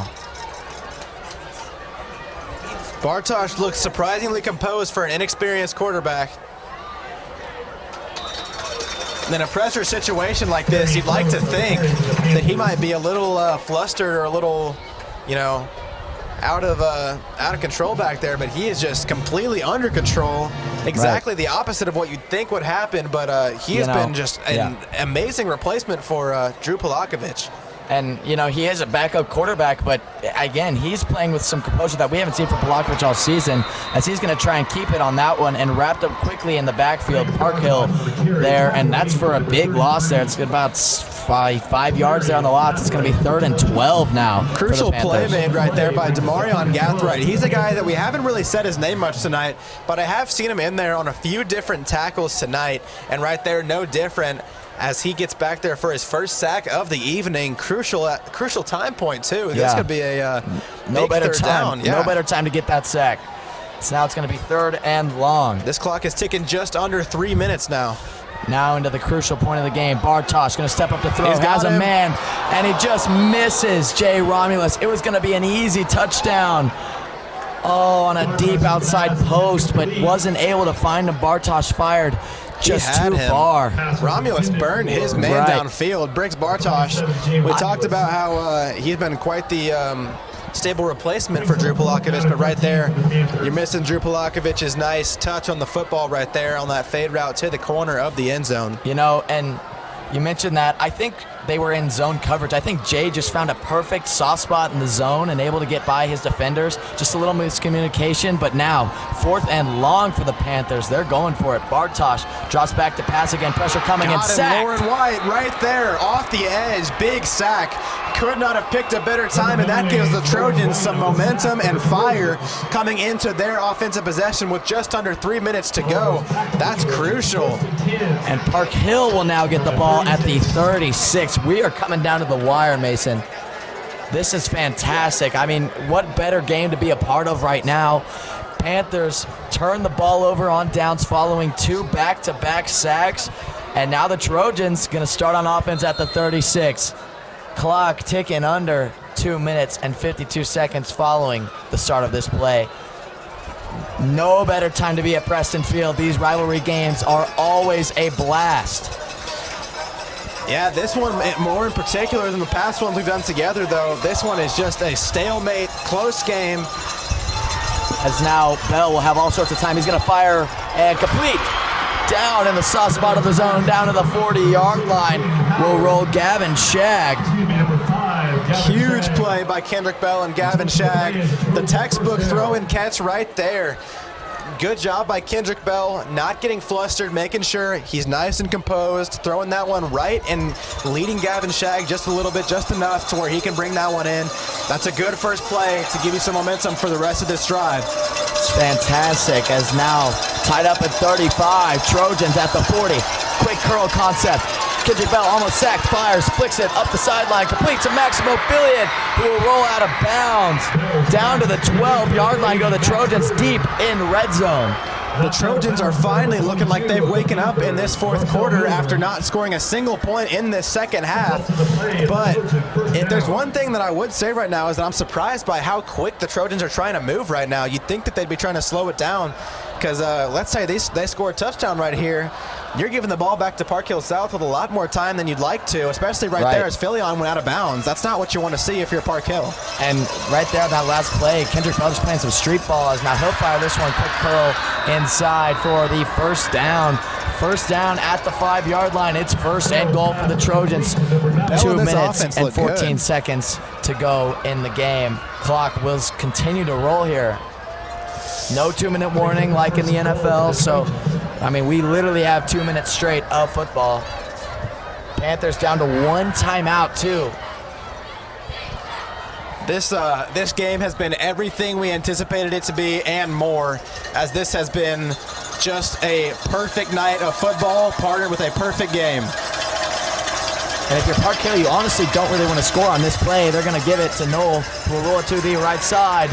And we'll roll in for the touchdown. James Knoll with 1:38 left puts Park Hill up 6, pending the extra point. They're going to take a touchdown lead here with 1:38 left. James Knoll, quick concept to the outside, Mason. Yeah, partner, that's one of those things where, like we said, you don't want to score too early, but if you have an opportunity like that to get a touchdown right there, you're obviously not going to pass it up. Taking a surefire touchdown and trying to trust your defense is a lot better than giving up your opportunity at a touchdown and then costing yourself 6 points. So that's good right there. Good play by the Trojans and James Knoll. And it looks like the extra point by Scotty Robertson is good, making it a 7-point lead with just over 1.5 minutes left to play. Let's see if Park Hill South has an answer. So yeah, 1:38 to go. One timeout for the Panthers. They didn't use it while on defense.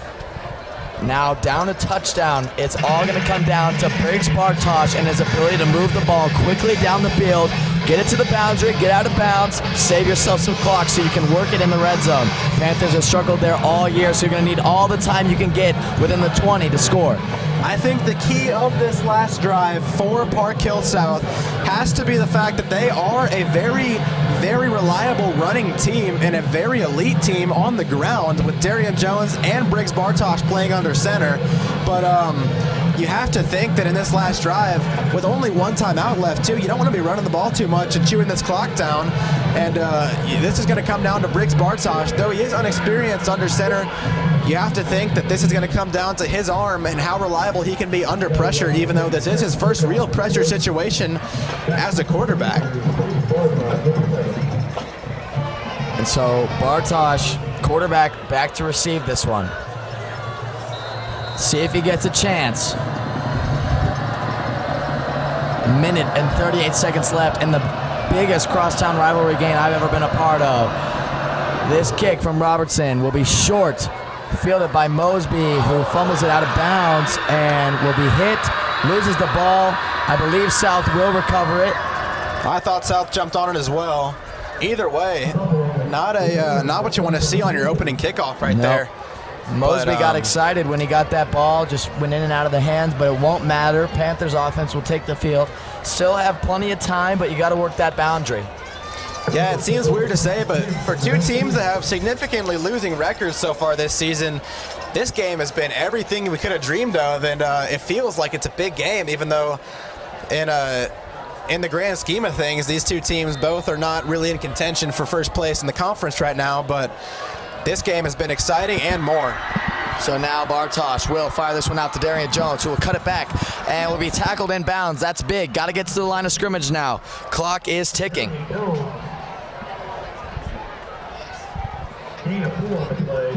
Good short pass by Bartosh, showing that he isn't flustered. However, you got to make sure you get out of bounds if you're Darian Jones, as this clock ticks under 1:10. Bartosh looks to throw, fires it deep. He's got a man. Mike Lane makes the catch. He's going down the sideline and will be tackled out of bounds. Mike Lane all the way to the Trojan 32, over a man, and we have a ball game. A minute left. Just when you thought it was looking like it might be over, as this clock was ticking down, Mike Lane, we couldn't have said his name more times tonight. He made a few different big plays in that first half. That's really the first big play I think he's had in the second half, but man, he jumped up, leaping, grabbed, caught that ball. Nice in traffic too. The three-star receiver, transfer from Winnetonka, made a perfect play on the ball. Bartosh now down the sideline, incomplete. Looked like there was a little bit of hold on that sideline, that right sideline, but we're not going to get a flag call for the Panthers. Under a minute left now. This one's going to come down to these two teams' offenses and defenses inside the 35-yard line. You could not ask for a more photo finish than this. Two teams battling it out in short field to see which team can hold and which team can put up points and win this game. So now Bartosh takes the snap, 2nd and 10. He's going to roll to his left side at the 40 right now. Will flick it across his body and intercept it. Trojans pick the ball off and will go down at the 24. Bartosh, I believe that's going to stand. It's going to be a game ceiling. Bartosh tried to flick it down the field. Trojans are going to walk off on a walk-off pick.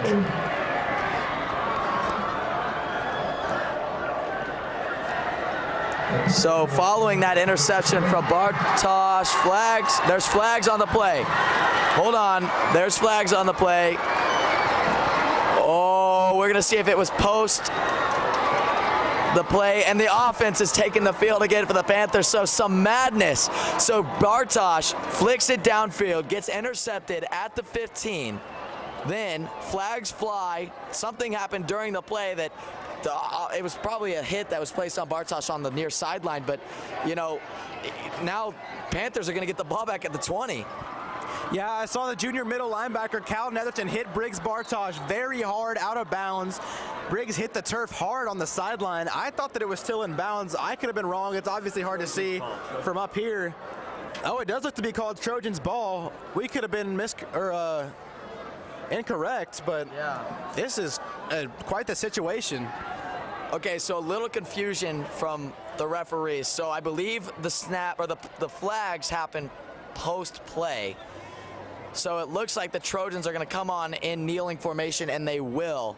So the Trojans, following a Briggs Bartosz game-sealing interception, are going to walk off to beat the Park Hill South Panthers, technically at home, in the biggest crosstown rivalry game I've ever been a part of. And it came down to the wire, Mason. I mean, Trojans are going to win this one 42-35, but it was a blast. Yeah, you can't really ask for much more of a perfect game than this. Offensive scores back and forth, teams going on runs, teams going cold for a bit. But as we saw, this game was everything we wanted it to be and more. Crosstown rivalries, cross-district rivalry, and it has been everything we wanted and quite the game. Both offenses were potent. Both defenses made stops when they needed to. The interception seals it for Park Hill, but this game was nonetheless amazing. So your final score, Panthers are going to lose this one. Trojans are going to walk out on top following that interception. They're going to win it 42, Panthers 35. What a blast, Mason. It was awesome to be a part of this. And I've been Bodie Eisenminger, and it was awesome, Mason. I mean, do you have any closing thoughts on tonight's game? I mean, there's nothing more to say that the game didn't already say for itself. This game was just everything you wanted in a rivalry and more. I can't say it enough, can't stress enough how excited both teams were and both schools were for this game.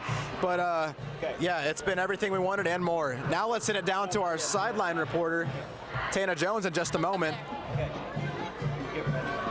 So now we're going to send it down to Tana Jones for our sideline report. Hey, Coach, that was an amazing win. You had a last-minute interception. How does that feel to pull off the rivalry win? I'd feel a lot better if we didn't have a penalty at the end.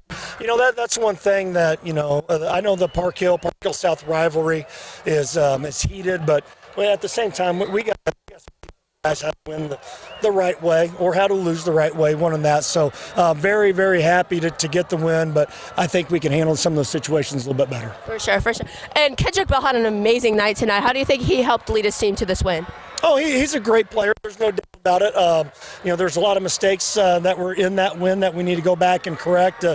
You know, there's a good chance we'll see Park Hill South again, maybe in the playoffs, and so we got to be prepared for next week, and we can't do that by just being happy with the win. It's not always nice to get one, but you know, we got to keep moving this program forward. Thank you so much, Coach. That's all I have for you today. Back to you guys. Thank you. Sims for joining us after what can only be described as an electric and perfect game, excuse me. But partner, I'd like to say it was a pleasure to join you tonight in a crosstown rivalry game that lived up to the hype and more. Finally, my school decided to get a win on the board after we've had a few different contests called together. It was Park Hill South the first few times, and now finally I can boast a little bit of brag. Park Hill on the board finally. But after an exciting game, 42-35, lots of action, lots of scores. The Trojans did walk out on top. I'm going to send this one home. Good night from Preston Field. I've been Mason Bean along with Bodie Eisenminger. Thank you for joining us.